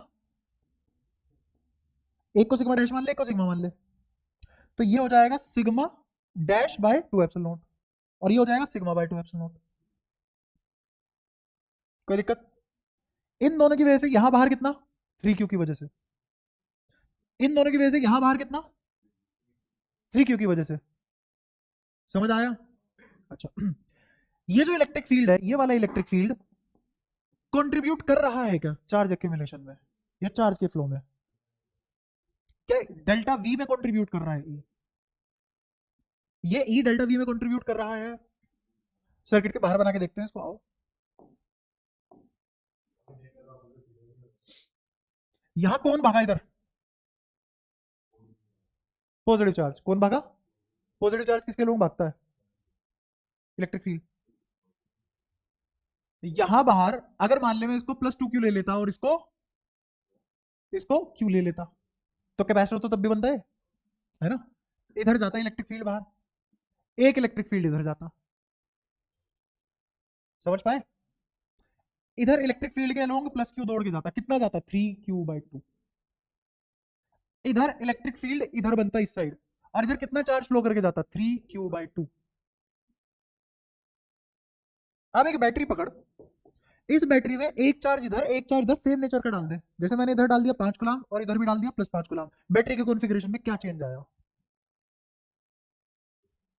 कुछ भी नहीं। जितना करंट तुमने इसमें क्लॉकवाइज बहा दिया उतना ही एंटी क्लॉकवाइज बहा दिया, तो पोटेंशियल अक्रॉस बैटरी तो कोई फर्क थोड़ी ना पड़ा। और काम तो बैटरी से हो रहा है, इससे थोड़ी ना हो रहा है। तो इलेक्ट्रिक फील्ड मेरे किसी मतलब का थोड़ी ना है, इससे जो बना है ये मेरे किसी मतलब का नहीं है। समझ पाए? कोई परेशानी यहाँ तक? क्या किसी चीज का होना है ना होना कौन तय करता है? उसकी रिक्वायरमेंट है ना। तो किसी को कोई चीज नहीं चाहिए और उसके पास वो चीज है, तो वो तो यही बोलेगा ना नॉन एग्जिस्टेंशियल है, क्या करूंगा मैं इसका। क्लियर हुआ? तो जब इलेक्ट्रिक फील्ड का कोई काम ही नहीं है यहाँ पे, जब वो पोटेंशियल में कंट्रीब्यूट कर ही नहीं रहा है, तो कोई ऐसा इलेक्ट्रिक फील्ड देखा है तुमने जो पोटेंशियल में कंट्रीब्यूट ना करे? नहीं, तो हम इलेक्ट्रिक फील्ड मानेंगे भी क्यों उसको, जब वो पोटेंशियल में कंट्रीब्यूट ही नहीं कर रहा। समझा? इलेक्ट्रिक फील्ड लाइन कहां से कहां दौड़ती है? Higher potential to lower potential, है ना। लेकिन सर्किट में पोटेंशियल तो ये बैटरी डिसाइड करेगी ना, तो असलियत में यहां से यहां फ्लो करेगा ही नहीं। समझ आया? जब ये यहां से यहां फ्लो करेगा ही नहीं, तो work done by electric field on charge 0। और बेटर तरीका बताऊं? आओ एक और बढ़िया चीज समझाता हूं, बताने का बहुत तरीका है मेरे पास, टेंशन मत लो। हमने एनर्जी निकाल ली ना कैपेसिटर की, बोलना कितनी निकाली? हाफ CV², ये एनर्जी निकाली हमने कैपेसिटर की। सुनते रहे ना। अब मैं निकालना चाहता हूं एनर्जी डेंसिटी, मतलब एनर्जी पर यूनिट वॉल्यूम, कितने स्पेस में कितनी एनर्जी स्टोर्ड है, कितने स्पेस में? हाफ। सी की जगह क्या लिख सकते हैं हम? पैरेलल प्लेट कैपेसिटर यूज कर रहे हैं, तो of course epsilon not A/d लिख सकते हैं। ठीक है। V² मतलब पोटेंशियल है, तो क्या मैं इसको E²d² लिख सकता हूं? E.d।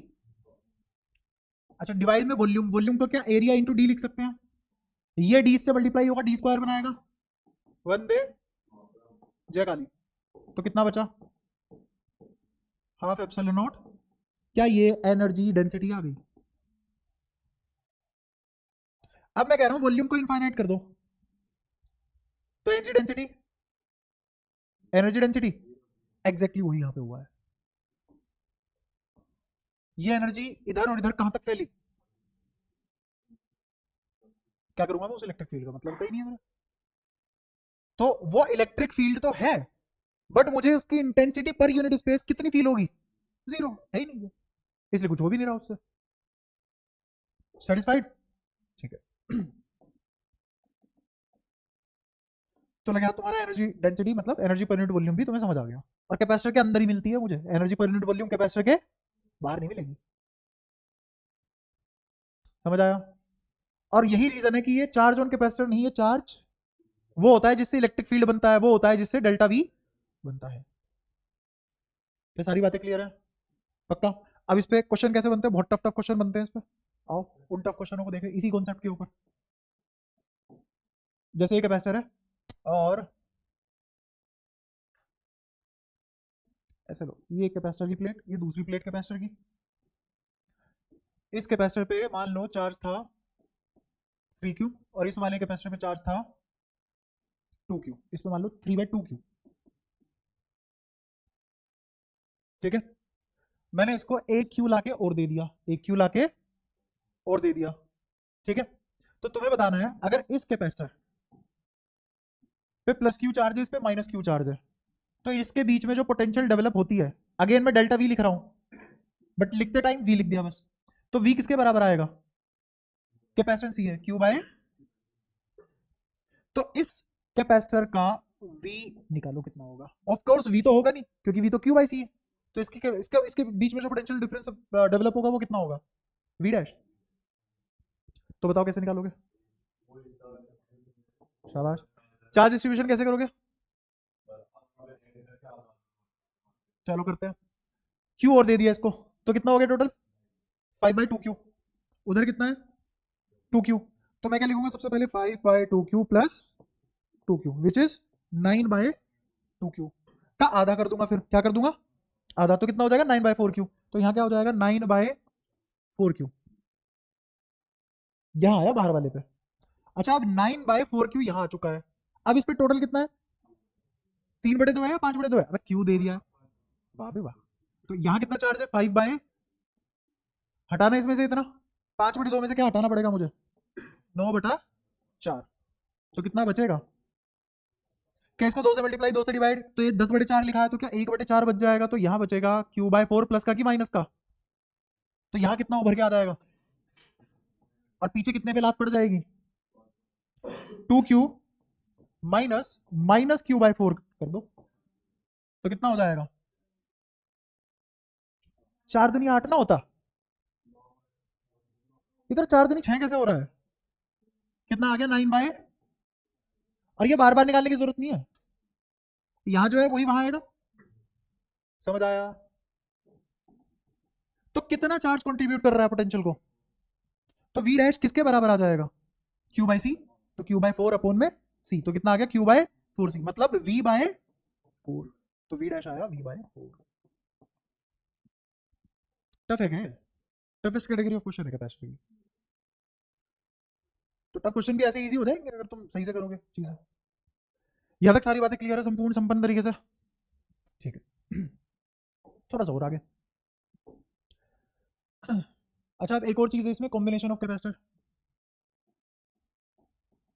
कॉम्बिनेशन ऑफ कैपेसिटर, जैसे वहां होता था ना कॉम्बिनेशन ऑफ रेजिस्टेंस, कितने सर्किट के कितने एलिमेंट होते हैं 3, कौन कौन से, रेजिस्टेंस, कैपेसिटेंस, इंडक्टेंस। डिवाइस का नाम क्या है रेजिस्टर, कैपेसिटर, इंडक्टर, सही है। जैसे रेजिस्टर होते थे उनके कॉम्बिनेशन हुआ करते थे, ऐसे कैपेसिटर के भी कॉम्बिनेशन होंगे, तो कितने टाइप के हो जाएंगे, एक को सीरीज एक को पैरेलल। सीरीज में ऐसे लगेंगे, कितने कितने भी हो सकते हैं। यहां से अगर क्यू चार्ज आया तो यहां कितना चार्ज इकट्ठा हो जाएगा प्लस क्यू, तो बाई इंडक्शन यहां कितना आ जाएगा, बाई इंडक्शन माइनस क्यू तो तब आएगा ना जब कितने में लात पड़ी होगी, प्लस क्यू में लात पड़ी होगी, प्लस क्यू कहां जाएगा, रोता हुआ इधर जाएगा, कहां इकट्ठा हो जाएगा, तो यहां कितना चार्ज इकट्ठा हुआ, और यहां, इसका मतलब अगर सीरीज में कैपेसिटर है तो क्या सेम है, तो बदल कौन रहा है, ये कैपेसिटर C1 है, ये कैपेसिटर C2 है, ये कैपेसिटर C3 है, मतलब इसकी कैपेसिटर C1, इसकी कैपेसिटर C2, इसकी कैपेसिटर C3, ठीक है। तो पोटेंशियल डिफरेंस भी तो अलग अलग डेवलप होगा, इस पे V1, इस पे V2, इस पे V3, क्योंकि चार्ज तो सेम है। तो मेरे को बताओ नेट पोटेंशियल क्या लिखी जाएगी इसकी, क्या लिखी जाएगी V1 plus V2 plus V3 और V बराबर Q बाय C, तो Q नेट क्या लिखा जाएगा Q net by C, V net is Q net by C net, और Q नेट खुद Q है क्योंकि वो तो बदला नहीं, यहां भी Q, यहां भी Q, यहां भी Q, क्या इन सबको ऐड कर दोगे क्या, समझ रहे हैं, ये भी कंफ्यूजन होती है और तुम्हारे लेवल पे ही होती है, किसी समझदार बच्चे के दिमाग में नहीं। इस पे चार्ज कितना Q सीरीज में सेम रहता है, तो इस पे भी कितना, तो इस पे भी कितना, तो टोटल 3Q, कितना है टोटल, क्यों, इंडक्शन है, नेट चार्ज बदलता नहीं है, इंडक्शन है, नेट चार्ज सरक के ही तो गया है उधर, पैदा थोड़ी ना हो गया, यहां से सरक के ही तो गया, पैदा थोड़ी ना हुआ है, समझ आया। तो क्यू नेट खुद कितना है Q बाई सी नेट, इधर क्या लिखा जाएगा C1 Q by C2 Q bye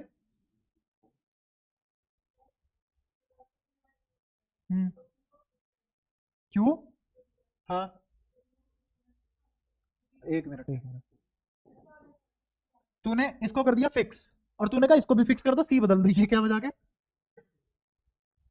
भाई, अगर ये फिक्स है तो ये दोनों को वेरी करना पड़ेगा, या फिर तीनों फिक्स होंगे। कभी भी किसी इक्वेशन में 3 वेरिएबल है और अगर 2 फिक्स हो गए तीसरा ऑलरेडी फिक्स हो गया, और जब तुम तीनों ही फिक्स करके बैठे हो तो पढ़ क्यों रहे हो, कैपेसिटर तीनों अलग अलग है, हमने खुद जानबूझ के अलग अलग लिए हैं, आइडेंटिकल थोड़ी नहीं है। करवा देंगे भाई, टॉफी करते रहो तुम, काम की चीजें मत करना, ठीक है। तो कितना आ गया 1 upon C1 plus 1 upon C2 plus 1 upon C3, ले लो आइडेंटिकल, और C कितना आ गया 3/C, 1 अपॉन C 3/C, तो C कितना आ गया C/3, तो इसका मतलब n आइडेंटिकल कैपेसिटर सीरीज में लगे हुए हैं, तो नेट कैपेसिटेंस कितनी हो जाएगी C/n, हो गया, करवा दिया। कहाँ भटकते रहते हो, अब इसमें और भी बातें करेंगे, एक बार पैरेलल का और कंपैरिजन देख लो, फिर कंक्लूजन डालेंगे इनके। पैरेलल में ऐसे होंगे कैपेसिटर। अच्छा, रेजिस्टेंस में उल्टा हुआ करता था अगर तुमने ध्यान दिया हो, वहां पे सीरीज में R1 plus R2 plus R3, यहाँ पे, यहाँ स्प्रिंग की तरह काम कर रही है चीजें, किसकी तरह, स्प्रिंग की तरह। कैपेसिटर और स्प्रिंग के कॉम्बिनेशन एक जैसे होते हैं, एक्सप्रेशन एक जैसे आते हैं, रेजिस्टेंस और इंडक्टेंस के कॉम्बिनेशन के एक्सप्रेशन सेम आते हैं, एक जैसे आते हैं। यहाँ देखो parallel C1 C2 C3 potential तो सेम ही होगी ना, कौन कौन डिफरेंट होगा, यहाँ Q1 तो यहाँ माइनस Q1, यहाँ Q2 यहाँ Q3, तो यहाँ माइनस Q2 यहाँ माइनस Q3, पोटेंशियल डिफरेंस हर किसी में कितना है, V। ठीक है, अब पोटेंशियल डिफरेंस अगर V है तो सेम कौन है, V, वेरी कौन कर रहा है, Q, यहां से Q आया होगा वही तो तीनों में बटा होगा, तो Q नेट कौन बराबर, Q1 plus Q2 plus Q3, समझ में आ रही है सारी बातें, all is scale of induction, कोई दिक्कत। Q किसके बराबर, CV के बराबर, तो ये क्या लिखा जाएगा, C नेट V, यहाँ पे क्या लिखा जाएगा, C1 V1 या V, V, C2V C3 V, तो C net is C1 plus C2 plus C3, n identical capacitor, n identical capacitor है, सुनते रहना, n आइडेंटिकल कैपेसिटर है, अगर n आइडेंटिकल कैपेसिटर लगा दिए किस में, पैरेलल में, तो net capacitance is NC, NC 4n, अरे ले CN भाई, ठीक है, हाँ हाँ वो मेरे को पता था क्या सोच सकता है छोटा भीम, अरे उसकी अकल बता रहा हूँ कैसे काम कर रही है, चुप रह लेगा, तुरंत मजा आ जाता है तुम्हारे, पढ़ाई के अलावा कोई बात होगी, हाँ, तो क्यों लेता है, मैंने क्या कर दिया, अच्छा छोटा भीम वाला ज्ञान गलत है मेरा, अच्छा चलो सही कर दिया,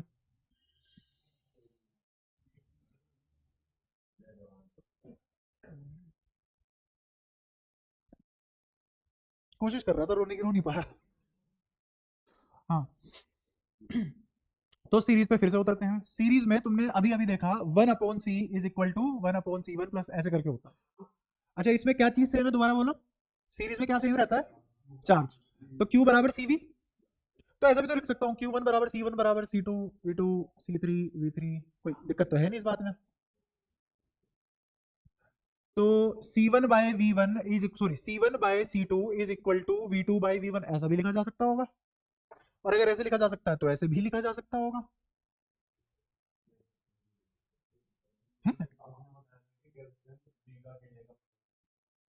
कॉम्बिनेशन सीरीज में है, कौन सा कॉम्बिनेशन है, सीरीज कॉम्बिनेशन है, ठीक है, सीरीज कॉम्बिनेशन में क्या C V के इनवर्सली, मैंने रिलेशन नहीं लिखा है, मैंने प्रोपोर्शनलिटी दिखाई है तुम्हें,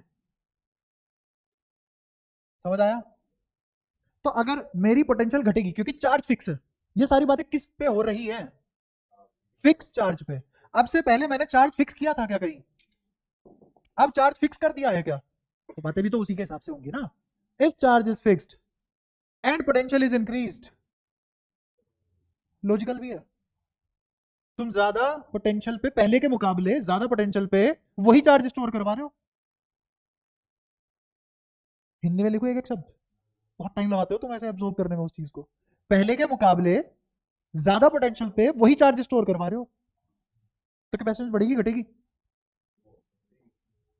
घटेगी, घट भी रही है, कहाँ गलत है, सही तो चल रहा है सब, लेकिन क्या कंडीशनल स्टेटमेंट है, यस, क्या ये ऑलवेज है, क्या जनरल है, कंडीशनल है, बिल्कुल,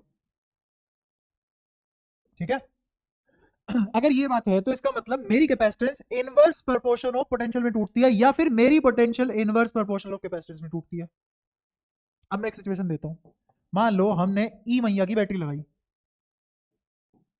तो उसमें एक कैपेसिटर लगा दिया, एक और लगा दिया, ई का नाम C1 ई का नाम C2,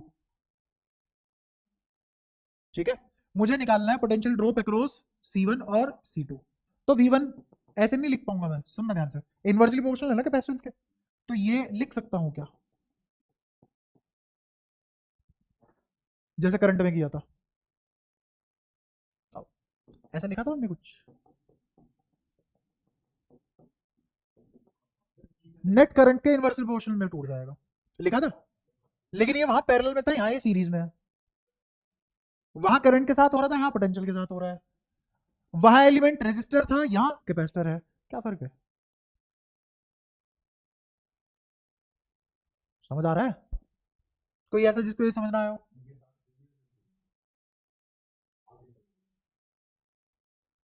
C by C, unitless. Potential volt, potential volt कहाँ गलती है भाई? क्लियर है सारी बातें हैं? पक्का? ठीक है, ऐसी V2 लिखवाना। C1,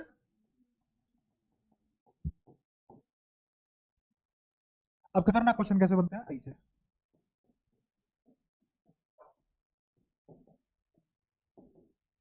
10 वोल्ट की बैटरी, इसकी कैपेसिटेंस मान लो उसने दे दी 3 माइक्रोफेराड, इसकी दे दी 2 माइक्रोफेराड। ये इसकी कैपेसिटेंस है, इसकी कैपेसिटेंस, और बैटरी इतनी लगी हुई है। ठीक है, तो तुमसे पूछेगा बताओ इसके अक्रॉस पोटेंशियल ड्रॉप क्या आएगा? बोलो कितना आएगा? 2/3 और 2 5 इंटू में 10। टाइम लगा निकालने में? नहीं। ऐसे यहाँ पे V2, अब ये निकालने मत बैठना, सुनना। 5 दूनी 10, 2 दूनी 4 थी कितनी? 10 बची कितनी? ऐसे भी तो कर सकते हो। बुद्धि बंद नहीं करनी है, खुरच दो इसको। अब खुरचने का मतलब ये नहीं है जाके दीवार में सर रगड़ रहे हो घर पे। मम्मी बोल रही है बेटा रुक जा, ज्यादा तेजी से घिसेगी, जूना दे दिया। भाई अलग फीलिंग में जा रहा है, रुक भाई रेग मार के लेके आता हूँ।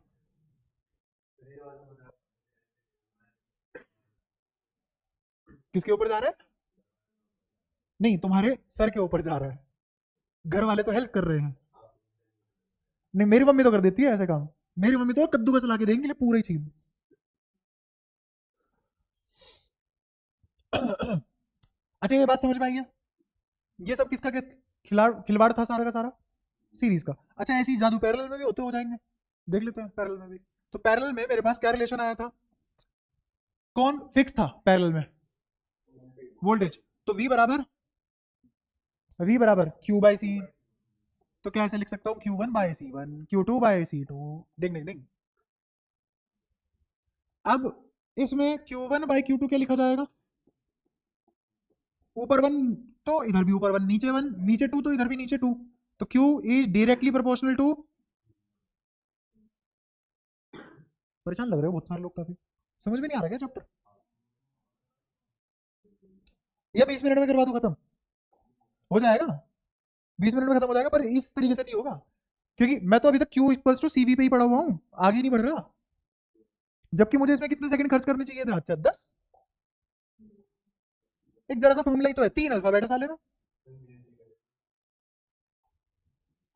तरीका बदल जाएगा बस पढ़ाने का, खत्म होने को 20 में भी हो जाएगा।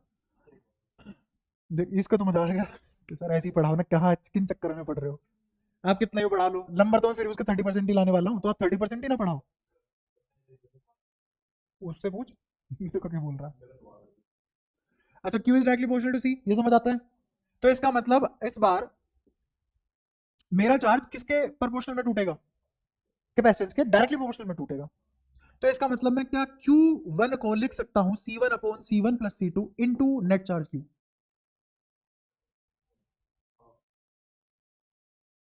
इनवर्सली नहीं है, डायरेक्टली प्रोपोर्शनल है, यहां 1 है तो यहां भी 1 है।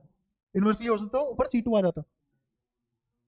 ऐसे सर्किट मान लो, E एक कैपेसिटर, E एक कैपेसिटर, यहाँ V है, यहाँ VB, VA minus VB is V। तो V तो सेम है दोनों ऊपर नीचे, यहाँ भी V ड्रॉप आएगा और यहाँ भी। इसकी कैपेसिटेंस C1, इसकी कैपेसिटेंस C2। चार्ज Q1, यहाँ चार्ज। अगर तुमसे कोई पूछे Q1 निकाल दो, तो Q1 किसके बराबर आएगा? C1 plus C2 into Q। यहां से आया होगा ना Q, यही Q तो Q1 Q2 में बटा होगा। ऐसे ही इस वाले का Q2 क्या लिख सकते हैं हम? नेट चार्ज कितना आया था? Q किस रेशो में बटेगा?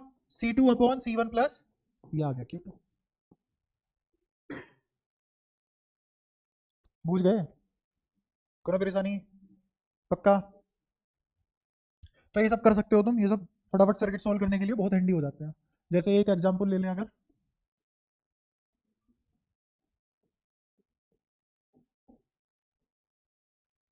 मान लो 10 वोल्ट की बैटरी है, 3 माइक्रोफेराड, 2 माइक्रोफेराड, यहाँ एक की, जब की ओपन है तो ये 10 वोल्ट पे है, जब की ओपन है तो ये 10 वोल्ट पे है, कोई इशू इसमें? ठीक है। अच्छा, ये कनेक्शन कैसा है? Parallel series. यहां से 20 माइक्रो कलाम का चार्ज आ रहा है, तो तुमसे पूछ रहा है after key closed find V on either capacitor, कोई से भी कैपेसिटर पे पोटेंशियल निकाल दो अगर की क्लोज कर दी। बढ़िया सवाल बन गया।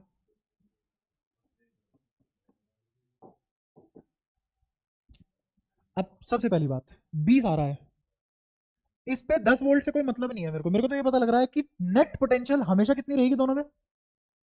सेम। जैसे ही मैंने सर्किट क्लोज करा तो दोनों पे 10-10 आ जाएगी क्या? कब आती दोनों पे 10-10? जब सर्किट ऐसे लगा होता और ये 10 होता, तब दोनों पे 10-10 आती। अब मुझे क्या पता इक्वल किस पे करनी है? भाई इक्वल 5 और 5 भी इक्वल होते हैं, 4 और 4 भी इक्वल होते हैं, 1 और 1 भी इक्वल होते हैं, 10 और 10 भी इक्वल होते हैं, मुझे कैसे पता लगेगा कौन से वाला नंबर रखना है इक्वल में? आप समझो कैसे करते हैं इसको। यहां से 20 माइक्रोकलाम का चार्ज आया, पैरेलल में बटेगा।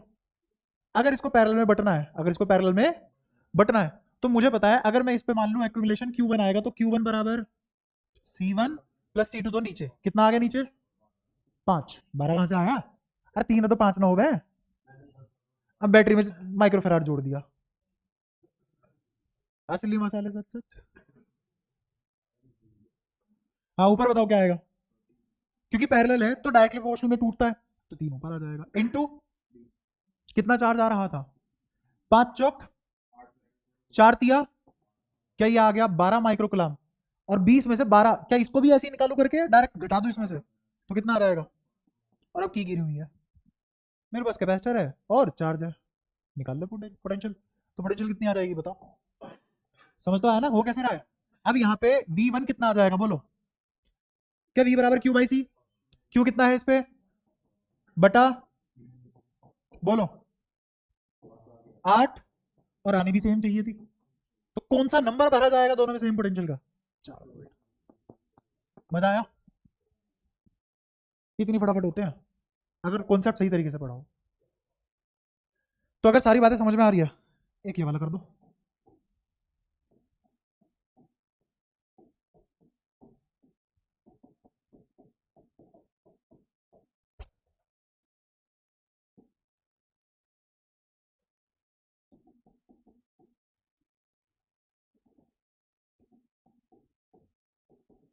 सुअर ही है क्या है?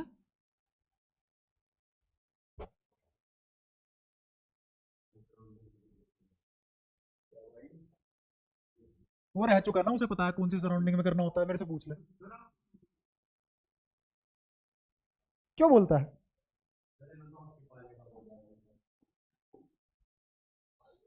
मैं पाले नहीं पालता, sorry, not a kind of person you have imagine.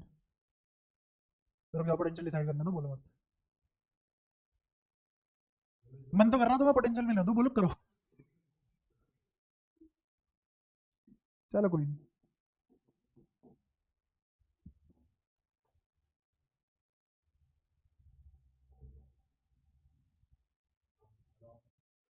कह रहे करवाओ।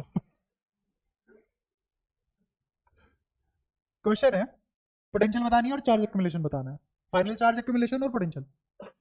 अभी की ओपन है, तुम्हें क्लोज करनी है, क्लोज करने के बाद क्या होगा?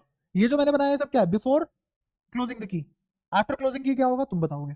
तुम तो बताओगे नहीं, खैर टाइम भी कम है, मैं ही बता देता हूँ। आओ सुनना ध्यान से। इस सर्किट को भूल जाओ, यहाँ कितना है 60, यहाँ कितना है बोलो। इस सर्किट को मैं तो ये इमेजिन करूंगा कि भगवान की दया से 110 माइक्रोकलाम यहाँ से आया होगा। क्या तार लगी हुई है सर्किट में, बट अगर ये मान लूंगा तो भी कोई फर्क पड़ेगा? समझ आ गया? अब मैं इस 110 माइक्रोकलाम को दोबारा बांटूंगा, किसके हिसाब से? कैपेसिटेंस के हिसाब से, और फिर उसके हिसाब से पोटेंशियल निकाल लेंगे, खत्म खेल। बताओ कितना है? तो बस मुझे ये सोचना था कि ये 60 है और ये 50 है, तो ये ऐसा इमेजिन करो कि पैरेलल में कनेक्शन तभी आएगा ना जब कहीं से बाहर आएगी कोई। तो टोटल चार्ज तो 110 ही रहा होगा। अब नेट चार्ज को बांट दो किसके रेशो में, कैपेसिटेंस के डायरेक्ट प्रोपोर्शनलिटी वाले रेशो में। तो बताओ यहाँ क्या आएगा, Q1 बोलो कितना, अच्छा ये तो दिया ही नहीं मैंने, हाँ बताओ कितना माइक्रोफेराड ले लेते हैं, इसको ले लेते हैं 5, 7 ये ले लिया, ये कैलकुलेट करवाएगा, मैं तो नहीं कर रहा 7 और 5 12, शायद इतना मुश्किल होगा नहीं, 110 बटे 110 तो यहाँ टोटल 12 और ये 5, अगर 6 मैं वही ले रहा था, आ गया अब। सर क्वेश्चन टफ कर दो, कैसे कैलकुलेशन मुश्किल कर दो, कॉन्सेप्ट के तेल लेने हैं, तो कितना रहेगा 5 बटे 11, टोटल कितना, और अगर ये 50 है ये 110 है तो ये इंटरचेंज हो गए, तो पोटेंशियल भी इंटरचेंज हो जाएगी, इसकी 0 इसकी 100, ऐसा नहीं दोबारा निकलनी पड़ेगी, कितनी आएगी इसकी V1 बोलो, 50 इंटू कितने माइक्रोफेराड का है, फेराड लो इसको, कुलाम भी लिख दिया हमने, हाँ Q by V equals to Q by C, तो Q कितना 50 और कैपेसिटेंस आने तो यहाँ की भी तो सी चाहिए, पैरेलल में है, निकाल के देख लेते हैं, कुछ खेलना बचाया उन्होंने, 60 बटा, सही है, कोई परेशानी, एक और कर लो, एक तो खुद से करके दिखा दोगे, नहीं ठीक है, एक्स्ट्रा खींच लेनी है इससे ज्यादा, ठीक है, देखा तो तेरे पास बचने भी नहीं चाहिए, क्योंकि मकान ले लिया तूने, मकान लेने के बाद तो बहुत खर्चा हो जाता है।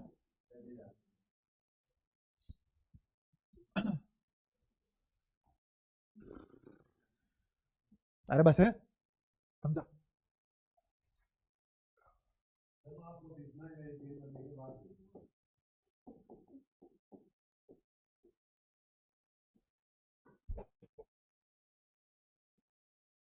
तो तब तक क्या देगा,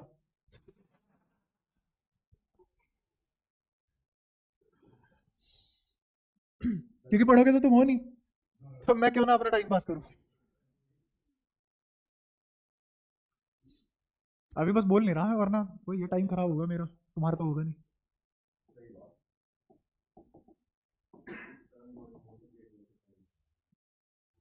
कुछ और भी नहीं, डोरेमोन के पेट में से भी इसने टाइम निकाला है, इसको पता है अपन वो सब दिया, अकल है नहीं, तो टाइम ले लेते हैं,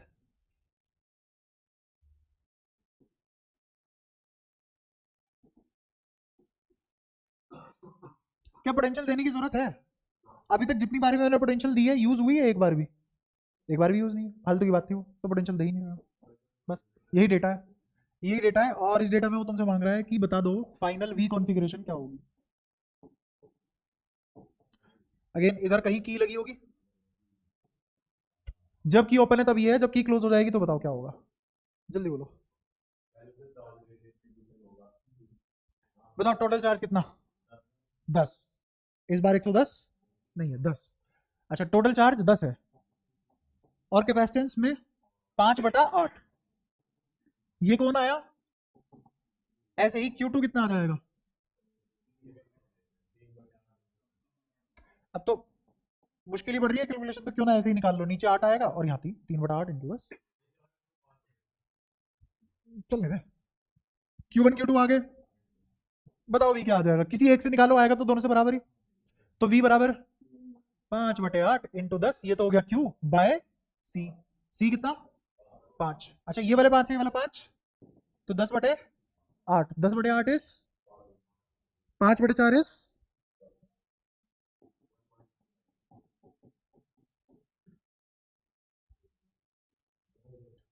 बस लिख दिया तूने, बोला वो तो तुम देखना,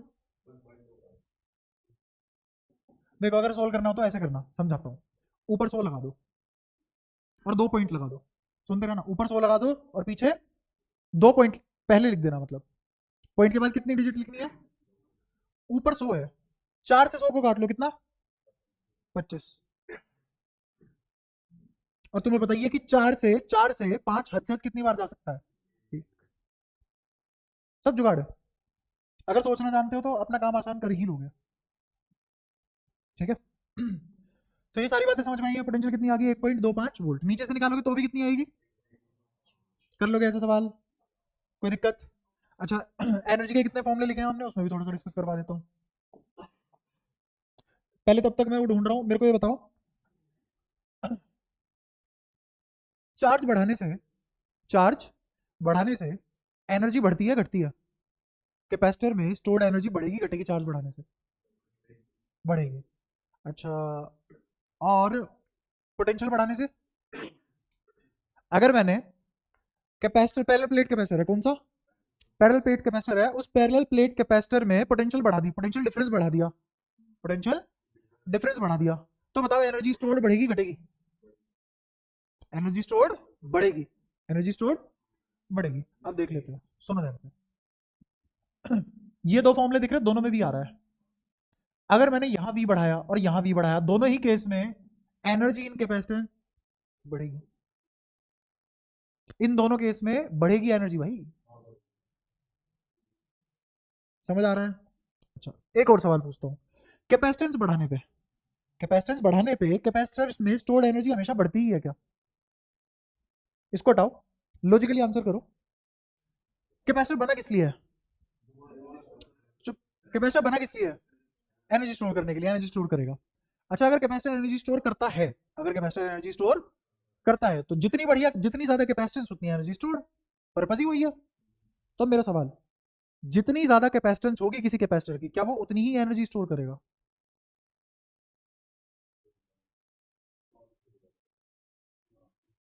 लॉजिकल है ये बात, पर्पस ही वही है कैपेसिटर का। भाई अगर मैंने कैपेसिटेंस बढ़ा दी, इसका मतलब एनर्जी स्टोर बढ़ गई, क्योंकि कैपेसिटर की डेफिनेशन ही क्या है, कैपेसिटर स्टोर्स एनर्जी। अब आज थोड़ा सा और एग्जैक्टनेस में पढ़ते हैं, सिलेबस में नहीं है जो मैं कराऊंगा।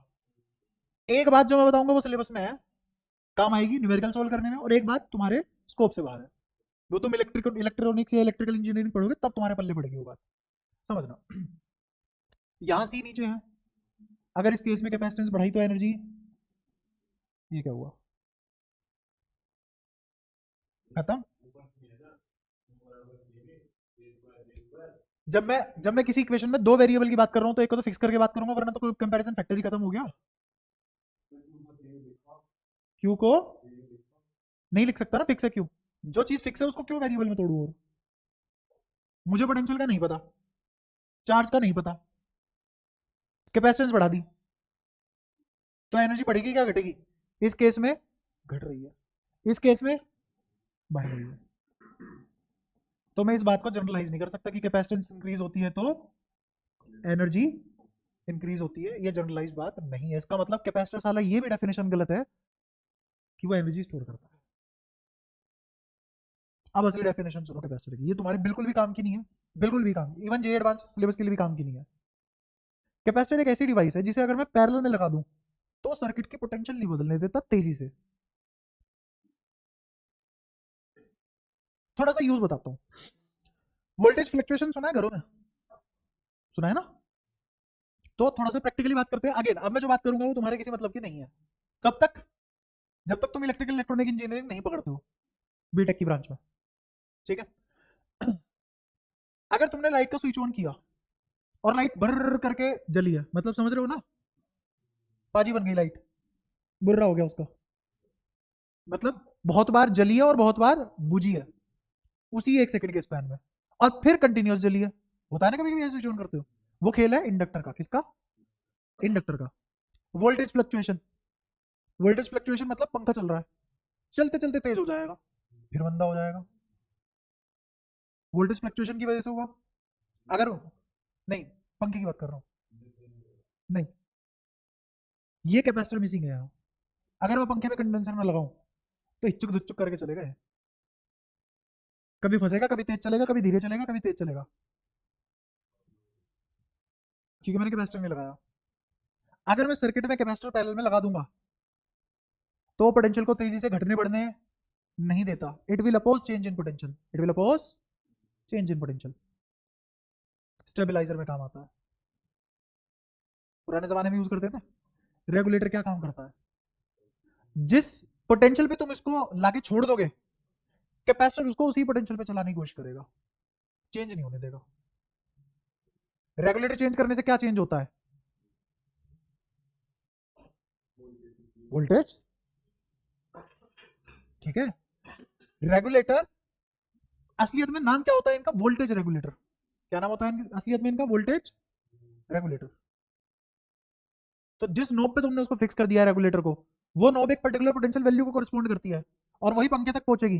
तुमने अगर कैपेसिटर लगाया है सर्किट में पैरेलल में, पंखे के सर्किट में पैरेलल में लगा होता है, कंडेंसर बोलते हैं उसको, सिलिंड्रिकल कैपेसिटर, है ना।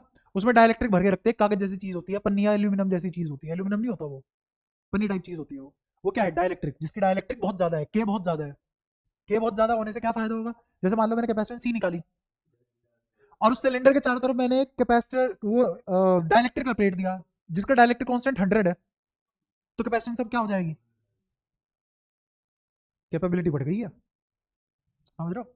तो वो पोटेंशियल उतना ही पैरामीटर पे फिक्स करने की कोशिश करेगा, लेकिन कब? जब पैरेलल में अटैच किया हो। कब? जब, अब सुनना ध्यान से, पैरेलल में क्या फिक्स होता है? पोटेंशियल की चार्ज, पोटेंशियल फिक्स होती है। इस वाले फॉर्मूले पे आ जाओ। चार्ज फिक्स होता तो चार्ज कौन से में फिक्स होता है? सीरीज में। तो इसका मतलब जो मैंने ये वाली बात कही है सीरीज में होगी। अगर तुम कैपेसिटर सीरीज में लगा दोगे तो कैपेसिटेंस बढ़ाने से एनर्जी, इतने ज्ञान की जरूरत तुम्हें है नहीं हालांकि, बट फिर भी फील तो आनी चाहिए ना, चल क्या रहा है। तो मैं तुम्हें ये बता रहा हूँ कैपेसिटर की डेफिनेशन ये भी नहीं है कि वो एनर्जी स्टोर करता है। चलो कहीं की एनर्जी स्टोर, कैपेसिटेंस बढ़ा रहे हो एनर्जी कम हो रही है, ये क्या बदतमीजी है बे? क्या भरोसा कर ले अब हम? हम्म हम्म हम्म हम्म। बढ़ गई वोल्टेज अब। असलियत में डेल्टा वी का खेल है, वोल्टेज बढ़ने घटने का नहीं है। चाहे वोल्टेज बढ़े चाहे घटे, डिफरेंस क्रिएट होना चाहिए। खेल डेल्टा वी का है, वी का है ही नहीं। समझ में आया? 2 से 10 वोल्ट हो जाए और 10 वोल्ट से 2 वोल्ट हो जाए, सेम इफेक्ट है 8 वोल्ट का। अगर ये पंखा 8 वोल्ट से तेज चलने लगे, 8 वोल्ट से धीरे चलने लगे, इफेक्ट तो वही है ना, बस एक डिक्रीमेंट में, एक इंक्रीमेंट में, इफेक्ट तो सेम ही है। और वो इफेक्ट हमें चाहिए नहीं, वो इफेक्ट हमें चाहिए नहीं। तो हम क्या करेंगे? पैरेलल में कैपेसिटर लगाएंगे। कैपेसिटर किस में इंप्लीमेंट करेंगे हम? पैरेलल कॉम्बिनेशन में कैपेसिटर लगाएंगे। तो ये जो बात है कि अगर कैपेसिटेंस बढ़ाने से एनर्जी बढ़ रही है तो ये किस केस में होगा?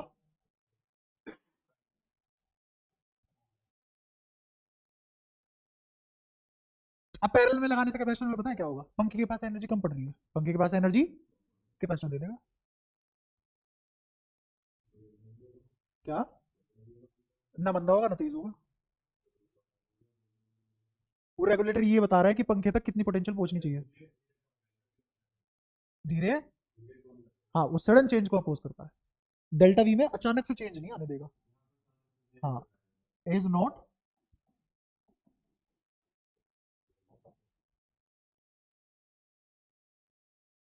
ठीक है। ऐसे ही जब मैं पढ़ाऊंगा तो इंडक्टर तुम्हारे सिलेबस में है। तुम्हारे सिलेबस में क्वेश्चन आता है, एनसीईआरटी का फेवरेट क्वेश्चन है वो, कि अगर मैं इंडक्टर पैरेलल में लगा दूं सर्किट में क्या दिक्कत है? तो बंद करते टाइम स्विच फूक जाते हैं। उसका रीजन मैं इससे कंपेयर करके दूंगा, तब तुम्हें बहुत मजा आएगा समझने में। इसलिए मैं सिलेबस से बाहर गया हूं ताकि मैं इसको जो सिलेबस में इंडक्टर में वो रिलेट कर पाऊं। क्या सारी बातें क्लियर हुई? तो आपके पास कैपेसिटर की डेफिनेशन क्या है? बोल रहा हूं किसी के सामने, मारेगा वो अलग से कि पता नहीं क्या पढ़ रहा, कुछ भी पढ़ लेता है। हाँ, कैपेसिटर का एक काम है कि अगर उसको पैरेलल में लगा दोगे तो सडन चेंज इन पोटेंशियल नहीं आने देगा। ठीक है, इसको बोलते हैं क्रॉपिंग ऑफ पोटेंशियल, मतलब क्रॉप कर देना पोटेंशियल को, फिक्स कर देना। ज्यादा आ रही है तो कम कर देना, और कम आ रही है तो एक पर्टिकुलर लेवल पे मेंटेन करना, है ना। रिपल भी बोलते हैं इसको, रिपल इफेक्ट, एलिमिनेट करता है रिपल्स को। ठीक है, कोई दिक्कत? लेकिन ऐसा करने के लिए कैपेसिटर को क्या चाहिए? डीसी, डीसी, एसी नहीं चाहिए। हाँ, कैपेसिटर कैपेसिटर सिर्फ और सिर्फ डीसी को इफेक्ट कर सकता है। किसको इफेक्ट कर सकता है? डीसी को। एसी को इफेक्ट नहीं करेगा। अगर एसी डाल दोगे कैपेसिटर में, काम ही नहीं करेगा वो, तो फील ही नहीं होगा कैपेसिटर लगा दिया हुआ है। अब इसका रीजन क्या है? इसके लिए तुम्हें पहले क्या पढ़ना पड़ेगा? एसी।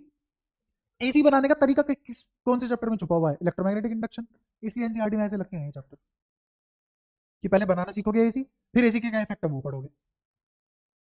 ठीक है, और फिर पूरी ही बियॉन्ड जाके सिलेबस से एक चैप्टर में कूदेंगे, चैप्टर नंबर 8, जो 3 नंबर का आता है, इतना सा है वो, सबसे छोटा चैप्टर पूरे एनसीईआरटी में वही है, इलेक्ट्रोमैग्नेटिक वेव। क्योंकि तुम एसी तक पढ़ते पढ़ते नन्नी मुन्नी बातें पढ़ते हो, आसान आसान, जिसको हम ऑब्जर्व कर पाते हैं, प्रैक्टिकली रिलेट कर पाते हैं। फिर इलेक्ट्रोमैग्नेटिक वेव में आते ही मैक्सवेल आ जाता है, और मैक्सवेल ने आसान बातें तो नहीं की थी, इसीलिए वो चैप्टर इतना छोटा सा है। और चैप्टर में बहुत सारे करेक्शन मेजर पता लगेंगे तुम पूरे सिलेबस के, क्योंकि वो चैप्टर कब क्लासिकल में खेल रहा है, कब क्वांटम में चला जा रहा है, कुछ नहीं पता लगेगा। तो वहां पे चीजें थोड़ी सी आड़ी टेढ़ी, लेकिन सबसे मजेदार चैप्टर भी वही है। वो रिफ्लेक्टिव इंडेक्स को परमिटिविटी परमिएबिलिटी से रिलेट कर रहा है। लाइट इलेक्ट्रोमैग्नेटिक वेव है, तो पक्की बात है मेरी परमिटिविटी परमिएबिलिटी रिफ्लेक्टिव इंडेक्स ही होनी चाहिए। किस तरीके से होगी वो समझ में आएगा, है ना। ये जो मेरे इलेक्ट्रॉन नाच रहे हैं, इनके एक्सेलरेशन से लाइट कैसे पैदा हो रही है, ये सब ट्रांजिशन, क्योंकि लाइट है अगला चैप्टर। इलेक्ट्रोमैग्नेटिक वेव के बाद कौन सा चैप्टर है, लाइट। तो लाइट कैसे बनी है पहले वो सीखोगे ना। और लाइट बनानी किसने सिखाई, मैक्सवेल। मैक्सवेल की 4 इक्वेशन, इसलिए लाइट एग्जिस्ट कर रही है। तो ऐसा नहीं है मैक्सवेल ने लाइट बनाई है, नहीं, उसने ऐसी 4 इक्वेशन दी है कि अगर वो 4 इक्वेशन है तो लाइट है, और अगर 4 इक्वेशन नहीं है तो लाइट भी नहीं है। तो इसका मतलब उसने, भगवान ने क्या सोचा होगा सब बनाते हुए, वो डिकोड किया। इसलिए बहुत जीनियस मानते थे उसको, कि भगवान ने क्या मेथड सोचा होगा कि रोशनी बनाते हैं। रोशनी जेंडर नहीं है, और इधर है ना, नाउन नहीं है, ठीक है, प्रॉपर्टी है ये। तो यहां तक सारी बातें क्लियर है कैपेसिटर में, पक्का, कोई दिक्कत। हाँ, नहीं, जो भी हो रहा होगा इसका u/2 में से हो रहा होगा, इसके साथ जो भी होगा वो कितने में से होगा, बाकी का अलग u/2 वाला पोर्शन किसके पास है, कौन खा गया, वो तुम सर्किट में लगाओ या ना लगाओ, उसने तो अपना काम पूरा कर रखा है। तुम स्टेडी स्टेट में जब पहुंचे तो u/2 एलिमिनेट हो चुकी थी तब तक, और जब तक तुम नहीं थे तो ये भी फुल एनर्जी पे नहीं पहुंच सकता, क्योंकि फुली चार्ज नहीं है। और पैरेलल में कौन खा रहा है, रेजिस्टेंस खा ही रहा है। तो तुम बनाओ या ना बनाओ रेजिस्टेंस को, लोग बना के दिखाते नहीं है, क्योंकि वो हमेशा स्टेडी स्टेट में चल रहे होते हैं। ठीक है, कोई डाउट हो तो पूछ सकते हो, मुद्दा क्लियर है बिल्कुल। अगेन बहुत अलग तरीके से पढ़ा रहा हूँ कैपेसिटर, लेकिन उसका यूज भी है, ऐसे पढ़ने में मजा आता भी है, कुछ तो पर्पस मिलता है कि हाँ पढ़ाई का ये पर्पस है, वरना 4 फॉर्मूले बोलनी है कैपेसिटर में। ठीक है, तो बेसिक बेसिक तुम्हारा हो चुका कैपेसिटर, कहाँ पता, हाफ क्यूवी। हाँ, ये सारे के सारे मैक्सिमम है अपने अपने, सारे के सारे मैक्सिमम है। हाँ, ये सारे अपने अपने मैक्सिमम है ना।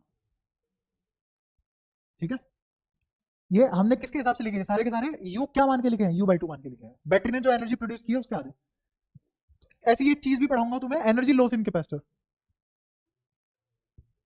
मतलब बैटरी ने कितनी पोटेंशियल दी, कैपेसिटर ने कितनी रखी, और कितनी हीट में लॉस आ गया उसका, वो पढ़ाऊंगा, तरीके से पढ़ाऊंगा वो चीज भी। ठीक है, हीट लॉस बोलते हैं उसको। हाँ, 100% एनर्जी रिटेन करना तो पॉसिबल ही नहीं है, वरना 100% एफिशिएंसी नहीं आ जाएगी, और एफिशिएंसी 100% हो नहीं सकती। कहाँ पढ़ा हमने, कारनोट। ठीक है, कोई डाउट आप आज की क्लास में, कोई डाउट इससे पिछली वाली क्लास में कोई डाउट, पढ़ के आने लग जाओ। शाबाश।